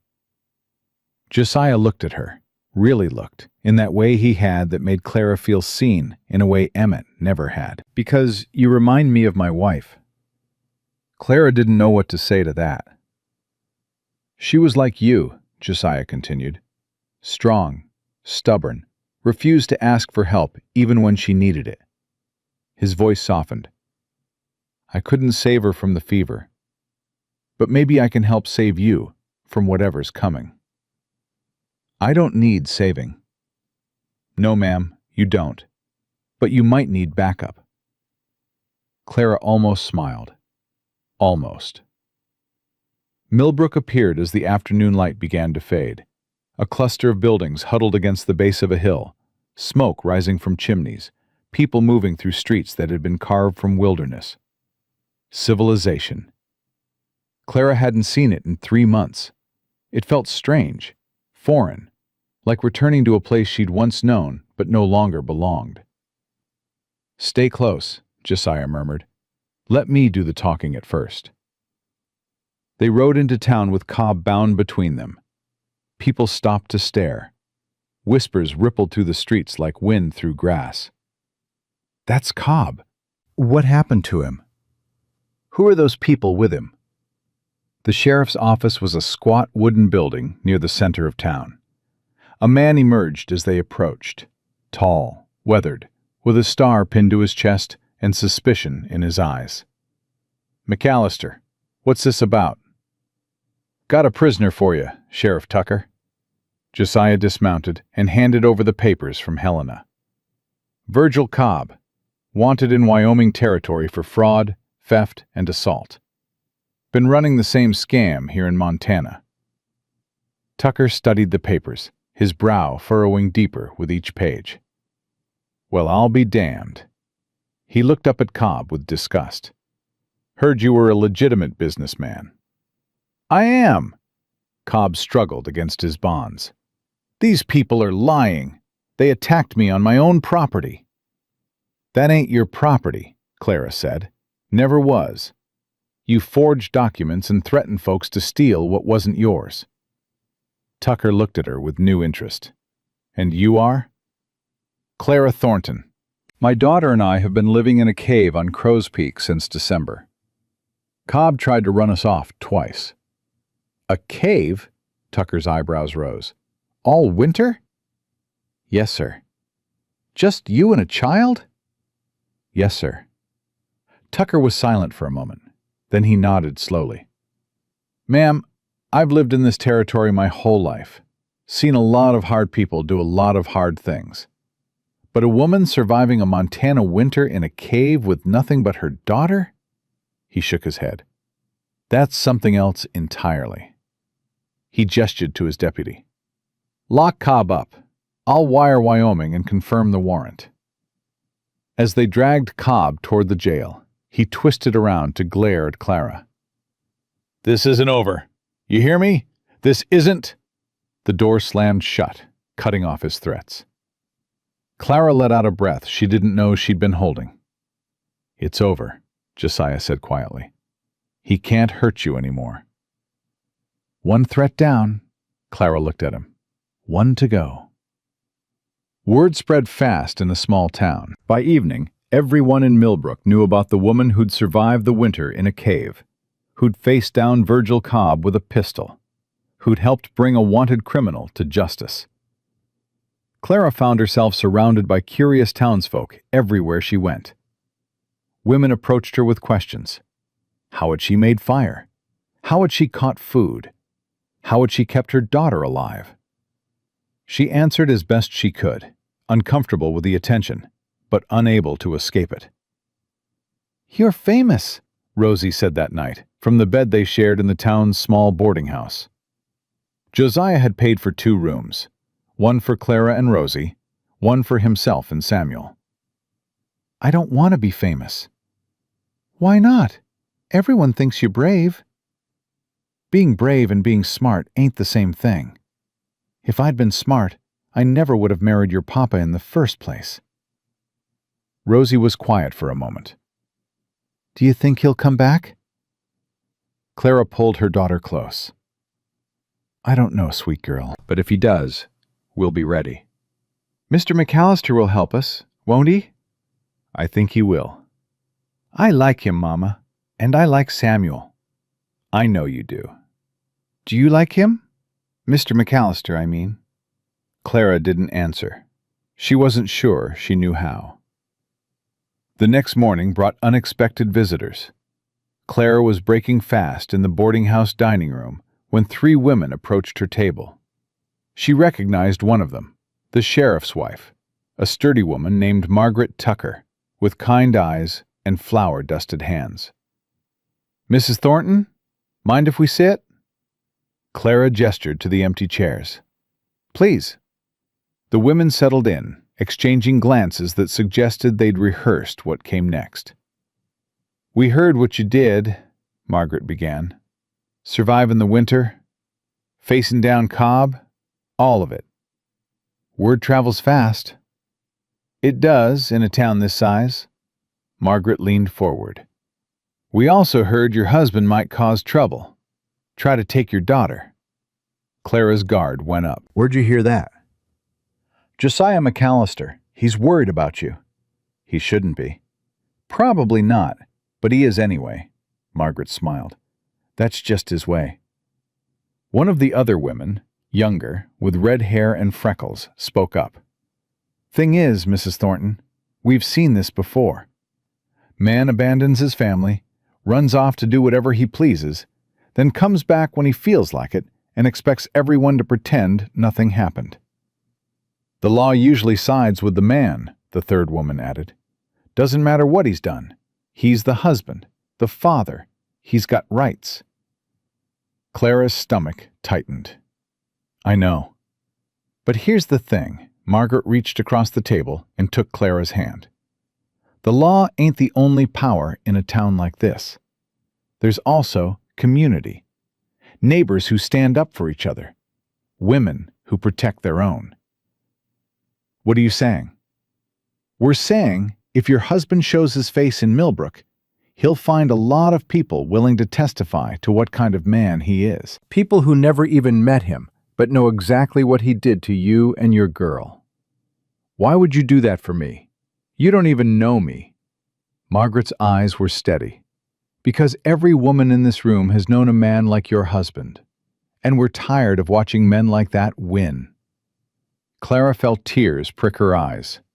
She blinked them back. Thank you, she managed. Don't thank us yet. Margaret squeezed her hand. Thank us when you're safe. Emmett arrived 3 days later. Clara was helping Rosie practice her letters at a table in the boarding house when the door opened and her husband walked in like he owned the place. He'd cleaned himself up since she'd last seen him. New clothes, trimmed beard, the oily confidence back in his eyes. A man in a suit followed behind him, carrying a leather case. "Clara." Emmett's voice was smooth, controlled. "We need to talk." Clara stood, putting herself between Emmett and Rosie. "Get out." "I have a lawyer this time. Mr. Whitfield here specializes in family matters."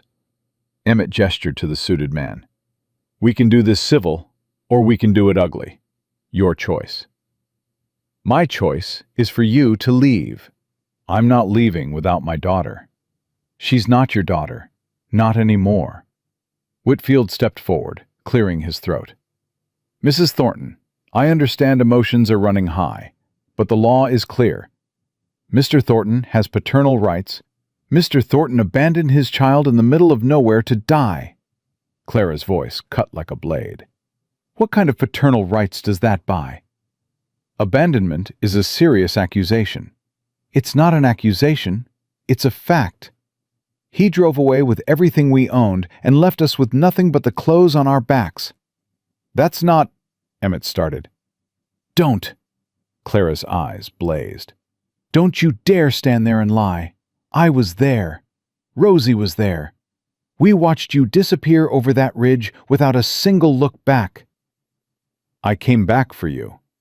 3 months later, after we'd survived a winter that should have killed us. You didn't come back because you cared.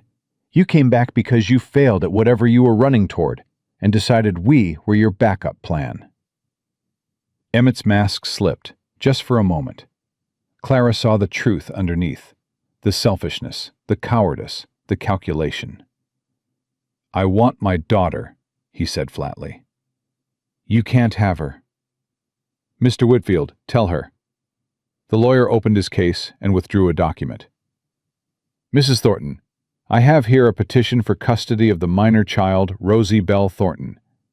We intend to file this with the territorial court." "File whatever you want." Clara snatched the document and tore it in half. "I'll fight you in every court in this territory. I'll tell everyone what you did. I'll make sure the whole world knows what kind of man you are." "Clara, my name is Mrs. Thornton. You don't get to call me Clara anymore." The door opened again. Josiah walked in, followed by Sheriff Tucker and 3 of the women Clara had met the day before. They spread out across the room, a wall of support that made Emmett take an involuntary step back. "Everything okay here?" Tucker asked, his hand resting on his holster. "This man is threatening to take my daughter." "Is that so?" Tucker turned to Emmett. "And you would be—" "Emmett Thornton, her husband. The one who abandoned her and the child last December?" Emmett's jaw tightened. "That's a mischaracterization, is it?" Tucker pulled a folded paper from his pocket. "Because I've got signed statements from 4 different people saying otherwise, including a mountain trapper who watched you drive away. Said you didn't even slow down when your wife screamed your name." Emmett went pale. "That's— Who told you that?" "Doesn't matter. What matters is I've got evidence of child abandonment." Tucker stepped closer. "Now, I'm not a judge, but I know Judge Harrison pretty well, and I can tell you, he don't look kindly on men who leave their children to die." "I didn't leave her to die." "You left her in the wilderness with no food, no shelter, no way to survive." Clara's voice was steady now, cold as the winter she'd endured. "If that's not leaving her to die, what is it?" Emmett looked around the room, at the hostile faces, the closed ranks, the community that had formed around the woman he'd discarded. "This is ridiculous," Whitfield muttered. "My client has rights." "Your client is lucky I don't throw him in jail right now." Tucker's patience had clearly reached its limit. "I've wired the territorial court about this situation. Until a judge rules otherwise, that child stays with her mother." You try to take her by force, you'll be behind bars before sundown. You can't do that. Try me." Emmett stared at Clara. For a long moment, something ugly flickered in his eyes. Rage, maybe, or the humiliation of a man who'd expected to win and found himself outmaneuvered. "This isn't over," he said finally. "Yes, it is." Clara stepped forward until she was close enough to see the pulse jumping in his throat. "You had your chance. You threw it away. Now you get to live with that for the rest of your life." "Rosie is my blood." "Blood don't mean nothing if you're not willing to bleed for it." Emmett flinched like she'd struck him. "Get out of my sight," Clara said. "And don't come back." He left. Whitfield followed, shooting backward glances that suggested he knew his client's case had just collapsed. Clara stood in the middle of the room, trembling with adrenaline, until Rosie's small hand found hers. "Mama? Is he gone?" Clara knelt and pulled her daughter into a fierce embrace. "He's gone, sweet girl. He's gone." That night, Josiah found Clara on the boarding house porch, wrapped in her rabbit fur cloak, staring at stars she'd learned to navigate by during the long winter months. "Mind some company?" She shifted to make room on the bench. They sat in silence for a while, watching their breath crystallize in the cold air. "You did good today," Josiah said finally. "I was terrified." "Couldn't tell." "I've gotten good at hiding it." Clara pulled the cloak tighter. 3 months ago, I couldn't make fire without cutting my hands to ribbons. Now I face down my husband in front of a room full of people like it's nothing." "It wasn't nothing." "No, it wasn't." She turned to look at him. "Thank you. For being there. For all of it." "I told you. We're neighbors." "Is that what we are?" The question hung between them, heavy with meaning neither of them was quite ready to acknowledge. Josiah was quiet for a long moment. "I've been thinking." "About what?" "About the cave." "About you and Rosie staying there through the winter." He paused. "It ain't right. You've got no proper shelter, no supplies for next winter, no—" "I've survived this long." "I know you have. That's not what I mean." Josiah turned to face her fully. "What I mean is, there's land next to mine. Good land, with a creek and timber and space for a proper cabin. It ain't claimed yet." Clara's heart stuttered. "What are you saying?" "I'm saying I could help you stake a claim. Build a real home. Somewhere you and Rosie could be safe. Permanent." "Why would you do that?" "Because Samuel needs a friend his own age. Because Martha Redbird is getting too old to live alone and could use neighbors to check on her." Josiah's voice softened. "And because I've spent 5 years raveling around in that cabin with nothing but memories and regret.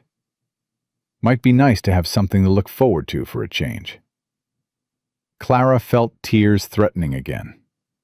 She was so tired of crying. "I can't accept charity. It ain't charity, it's an offer. You'd be working your own land, building your own home, living your own life. I'm just offering to help you get started. And what do you want in return?" Josiah looked at her, really looked, in that way that made her feel like he could see all the broken pieces she'd tried so hard to hide. "Nothing," he said. "Nothing but good neighbors." Clara didn't believe him. Not entirely. There was something in his eyes, something that went deeper than neighborly concern. But for once, that didn't scare her. "I'll think about it," she said. "That's all I'm asking." They sat together in the cold, watching the stars wheel overhead. Two people who'd lost everything finding their way towards something new. The next morning, news came that Judge Harrison would be arriving in 2 weeks to hear cases. Emmett's custody petition would be among them. Clara's stomach knotted at the news, but she forced herself to stay calm. "We'll be ready," Sheriff Tucker assured her. "I've got enough witnesses to fill the courtroom. Every person in this town knows what Emmett did. That might not matter. It'll matter to Judge Harrison. Man lost his own daughter to a fever when she was about Rosie's age. He don't tolerate folks who treat children poorly. Clara nodded, but the worry didn't ease. That night, Rosie asked a question Clara had been dreading. Mama, what if the judge makes me go with Papa? Clara gathered her daughter close. That's not going to happen. But what if it does? Then I'll steal you back. Clara kissed Rosie's forehead. I'll chase you to the ends of the earth. I'll fight every law and every man and every mountain between us. Nobody takes you from me. Nobody. Promise? I promise. Rosie was quiet for a moment.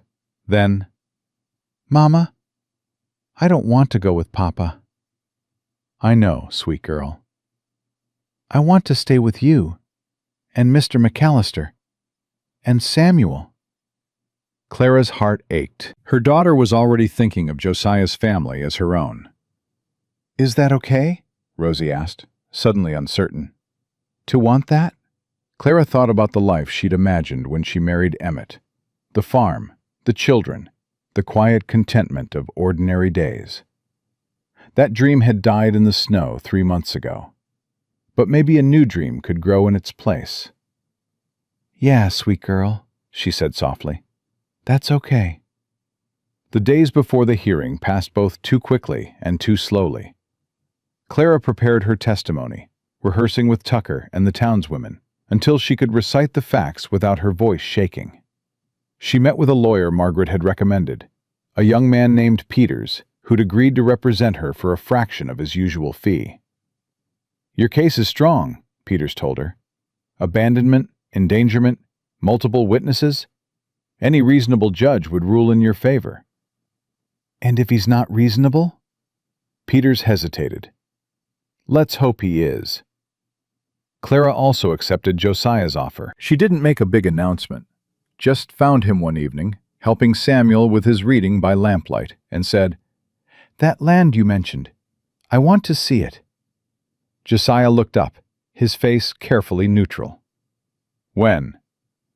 After the hearing, win or lose. You're going to win. I know, but after.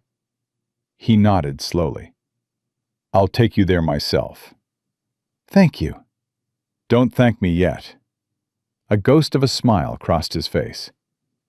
Wait until you see how much work it needs. The morning of the hearing arrived gray and cold. Clara dressed in the best clothes the townswomen had scrounged for her. A simple dark dress, clean and pressed, respectable. She braided Rosie's hair and tied it with a blue ribbon Martha had given her. You look pretty, Mama.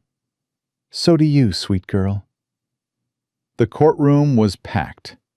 Clara hadn't expected that. It seemed like half the town had shown up, filling the benches until people stood along the walls. Emmett sat at the front with his lawyer, looking uncomfortable amid so many hostile faces. He didn't meet Clara's eyes as she took her place across the aisle. Judge Harrison entered, a stern man in his 60s, with white hair and eyes that missed nothing. He took his seat and surveyed the crowded room. This is a custody hearing, not a circus, he said dryly. But since you're all here, I suppose you can stay. Keep quiet. The proceedings began. Whitfield spoke first, laying out Emmett's case with the smooth confidence of a man who got paid by the word. He talked about paternal rights, about the importance of fathers in children's lives, about Emmett's sincere regret for his temporary absence. Clara's hands clenched in her lap, but she stayed silent. Then Peters stood. Your Honor, my client has a different story to tell. A story about survival against impossible odds. About a mother who refused to let her daughter die, even when her own husband left them with nothing. He called witnesses. The mountain trapper who'd seen Emmett drive away. Martha Redbird, who'd saved Rosie's life. Sheriff Tucker, who'd documented Emmett's abandonment. The townswomen, who testified to Clara's character. And finally, Clara herself. She walked to the witness chair on legs that felt like water, sat down, and looked at Judge Harrison. "Mrs. Thornton," Peters said gently, "tell us what happened on December 12th of last year." Clara took a breath, and she told them everything. When she finished, the courtroom was silent. Judge Harrison studied her for a long moment. Then he turned to Emmett. "Mr. Thornton, do you deny any of what Mrs. Thornton has described?" Emmett glanced at Whitfield, who nodded, almost imperceptibly. "I don't deny that I left," Emmett said carefully. "But the circumstances were—" "Did you or did you not leave your wife and 7-year-old daughter in the wilderness with no food, no shelter, and no means of survival?" "Yes or no, Mr. Thornton." Emmett's jaw tightened. "Yes." The word dropped into the silence like a stone into still water.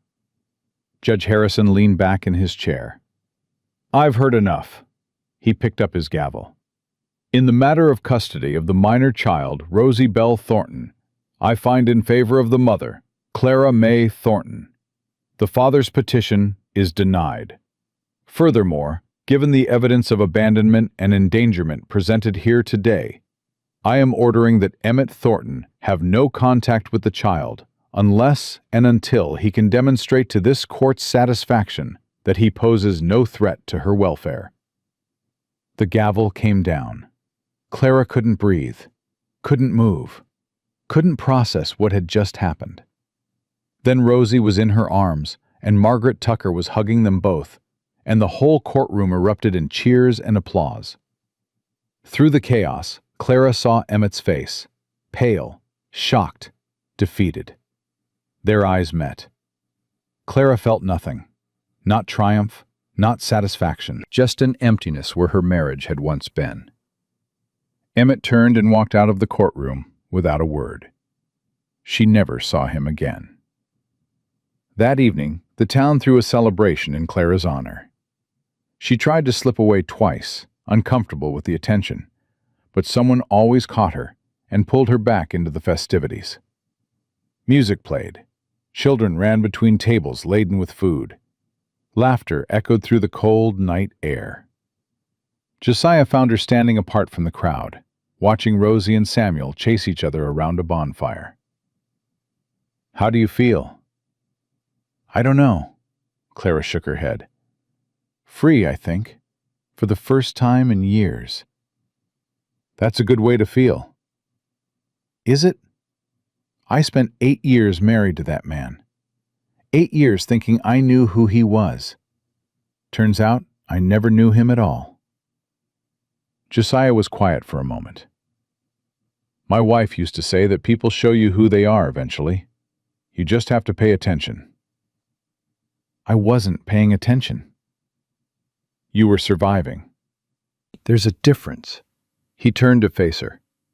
"Clara, what Emmett did, that's not your fault. None of it." "I know. My head knows." She touched her chest. "This part is still catching up." Rosie came running over, breathless and laughing. "Mama, Samuel says there's a frozen pond near his cabin, and we can go skating when the ice gets thick enough." "Is that so? Can we go? Please?" Clara looked at Josiah. He raised his hands. "Don't look at me. I just provide the pond." Clara smiled, a real smile, the kind she'd almost forgotten how to make. "We'll see, sweet girl. We'll see." But they all knew the answer was yes. Spring arrived the way hope does, slowly at first, then all at once. Clara stood at the edge of the land Josiah had promised her, watching Rosie and Samuel race through patches of melting snow. The creek he'd mentioned ran clear and cold just beyond a stand of cottonwoods. The timber was good, the soil dark and rich. It was perfect. "What do you think?" Josiah stood beside her, hands in his pockets, trying to look casual. Clara had learned to read him over the past weeks. He was nervous. "I think it's too much. It's unclaimed land. All you have to do is file the paperwork." That's not what I mean. Clara turned to face him. You've done too much for us already. The food, the help with Cobb, standing with me against Emmett. Now this? I told you, I don't want anything in return. Everybody wants something. Josiah was quiet for a long moment. When he spoke, his voice was rough. My wife's name was Elizabeth. We called her Beth. She had hair the color of autumn leaves, and a laugh that could make you forget everything bad that ever happened. He paused. When the fever took her, I wanted to die too. Only thing that kept me going was Samuel. Josiah, let me finish. He took a breath. For 5 years, I've been walking through my life like a ghost, going through the motions, keeping Samuel fed and clothed and safe, but not really living. He looked at her. Then I saw the smoke from your cave. Clara's heart was pounding. She didn't know why. I could have ignored it, Josiah continued. Told myself it wasn't my business. But something made me walk up that ridge. Something made me leave those supplies. His voice softened.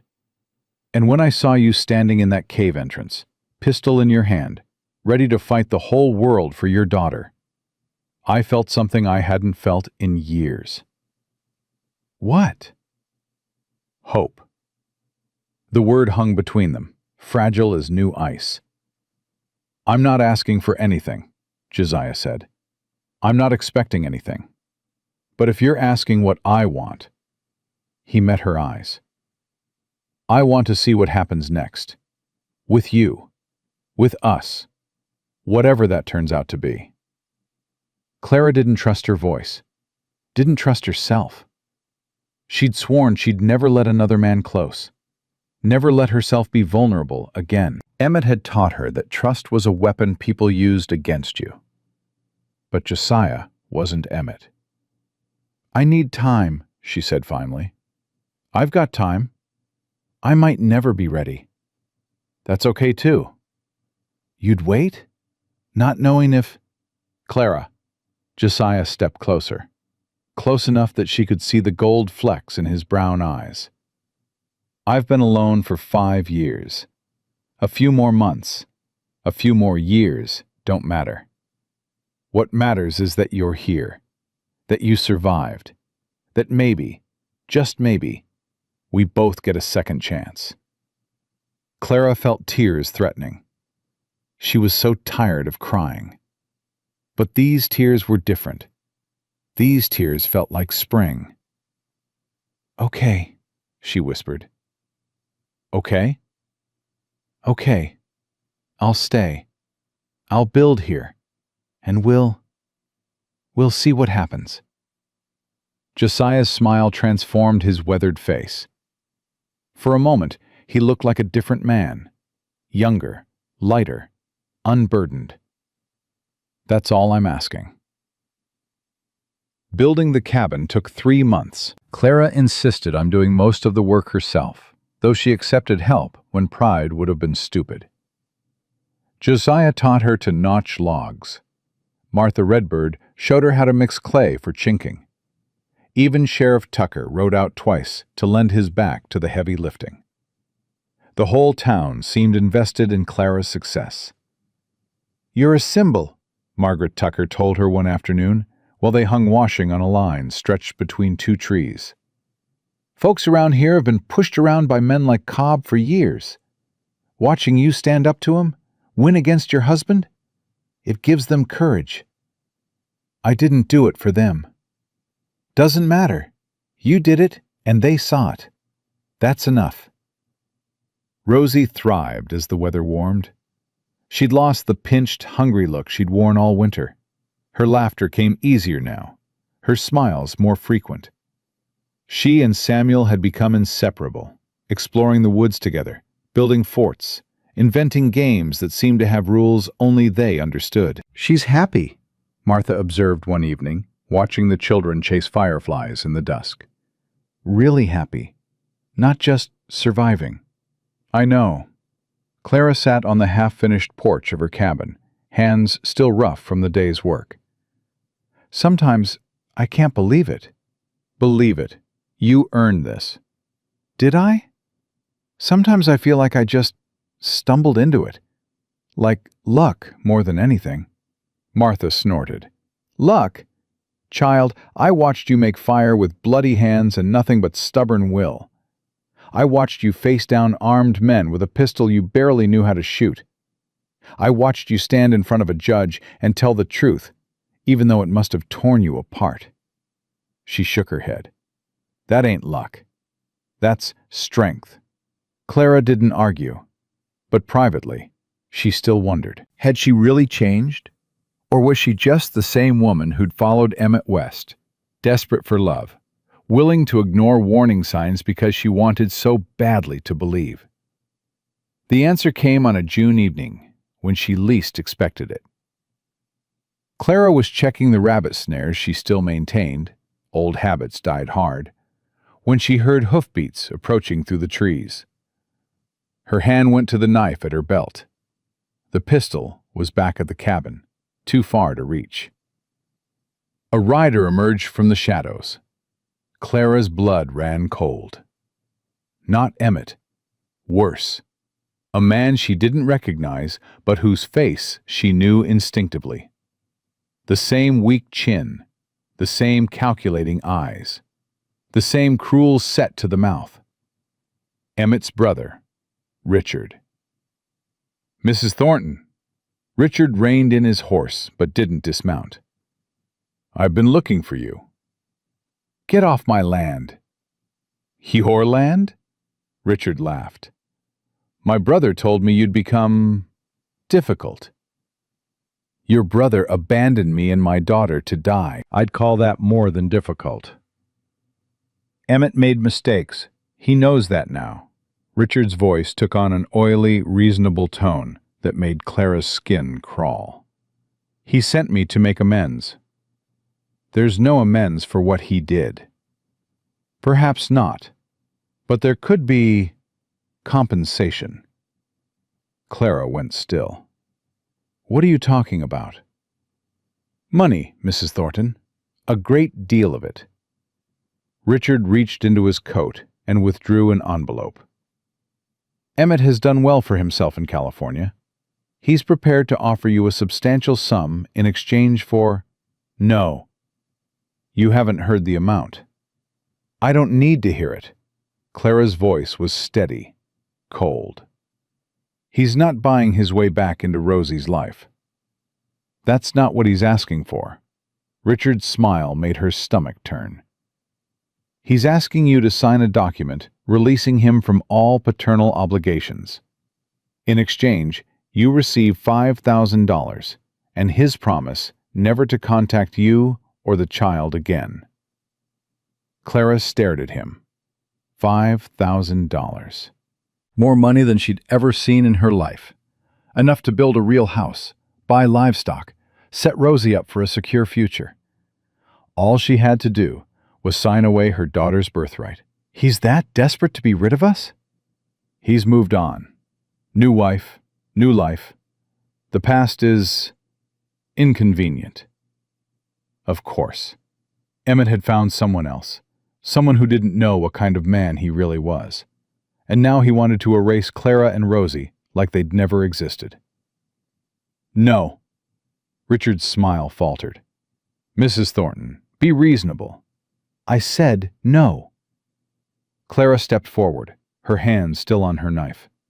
You go back to your brother and tell him this. Rosie is my daughter. Mine, not his.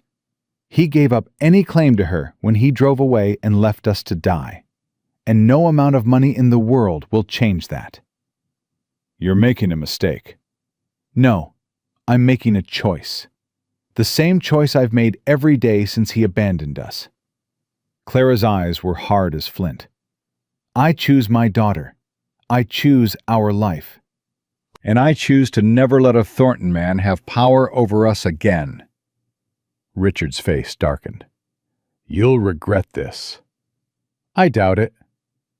For a long moment, they stared at each other. The desperate woman who'd become something else entirely, and the man who'd expected her to fold like all the other obstacles in his family's path. Richard broke first. Fine. He shoved the envelope back into his coat. Keep your pride. Keep your poverty. But don't come crying to Emmett when things get hard. I'd rather freeze to death in a cave than ask that man for anything. That can be arranged. Is that a threat? Richard's horse shifted nervously, sensing the tension. Just an observation. Montana winters are brutal. Accidents happen. Clara pulled her knife. Get off my land, now. And if I ever see you or your brother again, I won't bother with warnings. Richard looked at the knife, then at the woman holding it. Something in Clara's eyes must have convinced him she meant every word. He turned his horse and rode away without looking back. Clara stood in the fading light, knife still drawn, heart pounding. She'd done it again, stood her ground, refused to break. But her hands were shaking. "Mama?" She spun. Rosie stood at the edge of the trees, eyes wide. "Sweet girl, what are you doing here?" "Samuel and I were playing. I heard voices." Rosie's face was pale. "Who was that man?" Clara sheathed her knife and pulled her daughter close. "Nobody important." "He looked mean." "He was mean. But he's gone now, and he's not coming back." "Are you sure?" Clara thought about Richard's threat, about Emmett's money and connections, about all the ways powerful men could make problems for women who defied them. Then she thought about the community that had formed around her, the sheriff who'd stood in her corner, the townswomen who'd testified on her behalf, Martha and Josiah, and all the others who'd become something like family. "I'm sure," she said. "We're not alone anymore, Rosie. We've got people who'll stand with us." "Like Mr. McAllister?" "Like Mr. McAllister." Rosie was quiet for a moment. Then, "Mama, I think Mr. McAllister loves you." Clara's heart stuttered. "What makes you say that?" "The way he looks at you, like you're the sun coming up." Rosie tilted her head. "Do you love him?" It was a question Clara had been avoiding for weeks, months maybe. "I don't know," she said honestly. "I thought I loved your papa once, and look how that turned out." "Mr. McAllister isn't papa." "No, he's not." "So maybe loving him would be different." Clara looked at her daughter, this wise, brave, impossible child who'd survived everything the world had thrown at them. "Maybe it would," she said softly. She told Josiah about Richard's visit that night. They sat on her finished porch. The cabin was nearly complete now, solid and snug and entirely her own. The children were inside, supposedly sleeping, though whispers and giggles suggested otherwise. "He threatened you?" "Implied more than threatened, but yes." Josiah's jaw tightened. "I'll talk to Tucker. Give him to put the word out. If either of them shows their face in the territory—" "Josiah." Clara put her hand on his arm. "Stop." "Stop what?" "Stop trying to protect me." "Clara, I've been protecting myself for months. I faced down Cobb. I faced down Emmett. I can face down his brother, too." She squeezed his arm. "I don't need a man to fight my battles." "I know you don't need it, but maybe—" Josiah covered her hand with his own. "Maybe you could let someone help anyway. Not because you're weak, but because you don't have to be strong alone anymore." Clara looked at their joined hands. His were rough from work, scarred from years of survival, just like hers. "I spent 8 years with a man who made me feel small," she said quietly, "who took and took and took until there was nothing left. I swore I'd never let that happen again." "I would never." "I know you wouldn't." She met his eyes. "That's what scares me." "Why?" "Because I want to trust you. I want to believe this is real. And every time I let myself hope, That little voice in my head says I'm making the same mistake I made before." Josiah was quiet for a long moment. When he spoke, his voice was gentle. "What would it take to convince you this is different?" Clara thought about it. Really thought. "Time," she said finally. "More time. And," she hesitated. "And maybe you could court me. Properly. The way it should have been done the first time." Josiah's face broke into a smile. The real one. The one that made him look 10 years younger. "You want me to court you? Is that ridiculous?" "No, ma'am. That's the least ridiculous thing I've heard in years." He stood and offered her his hand. "Clara May Thornton, would you do me the honor of allowing me to call on you? Properly. With flowers and everything." Clara laughed. A real laugh. The kind she'd forgotten she was capable of. "Yes," she said, taking his hand. "I would." The summer passed like a dream Clara was afraid to wake from. Josiah courted her with patience and persistence. He brought wildflowers from the meadow. He carved a jewelry box for Rosie. He helped finish the cabin without ever making Clara feel like she owed him anything. They ate dinners together, the four of them, Clara and Rosie and Josiah and Samuel. And slowly, inevitably, they became something that felt like family. "Are you and Pa gonna get married?" Samuel asked one evening, with the blunt directness of childhood. The adults froze. The children watched with curious eyes. "Samuel," Josiah started. "It's a fair question." Clara set down her fork. "And I don't have a good answer." "Why not?" "Because marriage is a big decision, And you Pa and I are still figuring things out." "What's there to figure out?" Samuel's brow furrowed. "You like each other. We like each other.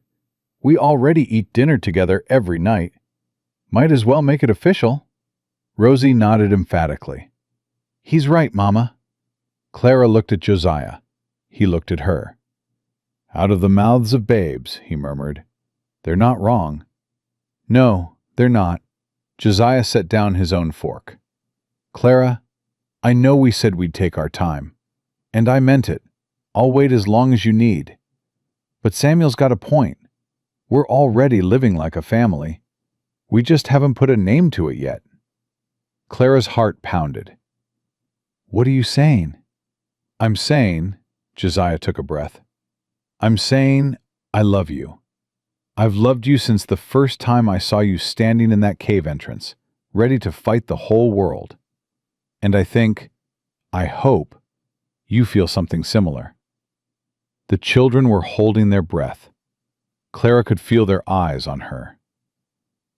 "I do," she said quietly. "I didn't want to. I tried not to. But I do." Josiah's face lit up. But I'm not ready to marry you." The light dimmed. The children's faces fell. "Not yet," Clara added quickly. "I need more time, to be sure. To know that this is real and not just two lonely people clinging to each other." "How long?" "I don't know. A year, maybe. Maybe less." She reached across the table and took his hand. "Can you wait that long?" Josiah looked at their joined hands, at the children watching with hopeful eyes, at the woman who'd survived everything life had thrown at her, and somehow come out stronger. "I'd wait forever," he said. Clara believed him. Autumn arrived with a letter. Clara recognized the handwriting immediately. Her sister Ruth, the only family she had left in Ohio. They'd written sporadically over the years, but Clara had been too ashamed to tell Ruth the truth about Emmett, about the abandonment, about any of it. Until now. She sat on her porch, on her land, in front of her cabin, and read Ruth's words with tears streaming down her face. "Dear Clara, I received your letter with joy and relief. We had heard rumors, terrible rumors, about Emmett, and feared the worst. To know that you're alive, that Rosie is thriving, that you've built a new life from nothing, it fills my heart to bursting. You always were the strongest of us, Clara May. Even when we were girls fighting over chores and ribbons, I knew you had iron in your spine. I'm glad the world finally sees what I've always known. Your sister, Ruth. Clara read the letter 3 times. Then she walked to Josiah's cabin. What's wrong? He met her at the door, alarm on his face. Is Rosie? Rosie's fine. Everyone's fine. Clara thrust the letter into his hands. Read this. He read it. When he looked up, his eyes were soft. She sounds like a good sister. She is. She always was. Clara took the letter back, folding it carefully. I was ashamed, Josiah, for years. Ashamed of my marriage, my choices, my failure. I couldn't tell her the truth. And now? Now I'm not ashamed anymore. Clara looked at him. I survived. I built something. I found people who care about me and whom I care about in return. She took a breath. I found you. Josiah didn't speak. He just pulled her close and held her. They stood like that for a long time. 2 people who'd lost everything, finding their way back to something that felt like home. The first snow fell on a November evening. Clara stood at her window, watching the flakes drift down, the same way they had a year ago, when she'd stood in the wilderness with nothing but a thin blanket and her daughter's hand in hers. So much had changed. Mama? Rosie appeared at her elbow, a cup of hot cider in her small hands. Mr. McAllister says we should come for dinner. He's making stew. Is he now? Samuel helped. Then it should be interesting. Rosie giggled. That's what Martha said too. Clara took the cider and sipped it, feeling the warmth spread through her chest. Rosie? Yes, Mama? Do you remember the cave? Rosie's face sobered. Sometimes. In my dreams. Are they bad dreams? Not anymore. Rosie leaned against her mother's side. I used to dream about the cold, about being hungry, about Papa driving away. She paused. Now I dream about the fire you made, about how brave you were, about how we survived together. Clara pulled her daughter close. I've been thinking, she said. About what? About Mr. McAllister. About his question. Rosie looked up, eyes bright. Really? Really. I think... Clara took a breath. I think I'm ready. Rosie's whoop of joy could probably be heard 3 counties over. Clara found Josiah in his kitchen, Samuel at his elbow, both of them attempting to salvage what looked like a culinary disaster. I told you to stir it, Josiah was saying. I did stir it. You were supposed to keep stirring. Josiah. He turned, saw Clara in the doorway, saw something in her face that made him go very still. Samuel, he said quietly, take Rosie outside for a minute. But the stew. The stew is already ruined. Go. The children left, casting curious glances over their shoulders. Josiah and Clara stood alone in the warm kitchen, firelight dancing on the walls, the smell of burned stew hanging in the air. You look like you've got something to say, Josiah said. I do. Good something or bad something? Clara walked toward him, stopped close enough to see the hope warring with fear in his eyes. You asked me once if I could let someone help me, she said. Not because I was weak, but because I didn't have to be strong alone. I remember. I wasn't ready then. I was still too scared, too hurt, too convinced that trusting someone would only lead to more pain. She reached up and touched his face. I'm not scared anymore, Josiah's breath caught. What are you saying? I'm saying yes. Yes? Yes, I'll marry you. Yes, I'll build a life with you. Yes, I'll let you help me carry the weight. Clara smiled through tears she didn't try to hide. Yes to everything. Josiah kissed her. It wasn't a dramatic kiss, the kind from the romance novels Clara's sisters used to read. It was gentle and warm and real, a promise rather than a passion. When they broke apart, the children were watching from the doorway, grinning like they'd won a prize. Does this mean we're really going to be a family now? Samuel asked. Yes, Clara said. It does. Rosie launched herself at Josiah, wrapping her arms around his waist. I told Mama you looked at her like she was the sun coming up. Josiah laughed, a full, free sound that Clara had rarely heard from him. She is, he said. She absolutely is. They were married on Christmas Eve. The whole town turned out, crowding into the small church until people stood in the aisles and pressed against the walls. Clara wore a dress Margaret Tucker had sewn for her. Simple, white cotton, nothing fancy, but it was hers. Martha Redbird stood as her witness. Samuel stood as his father's.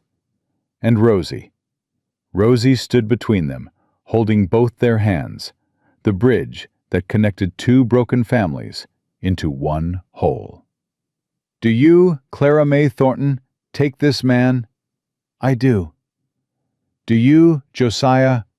I do. The preacher smiled. Then by the power vested in me, I now pronounce you husband and wife. The church erupted in cheers. Clara kissed her husband, and felt something she'd stopped believing in a long time ago. Joy.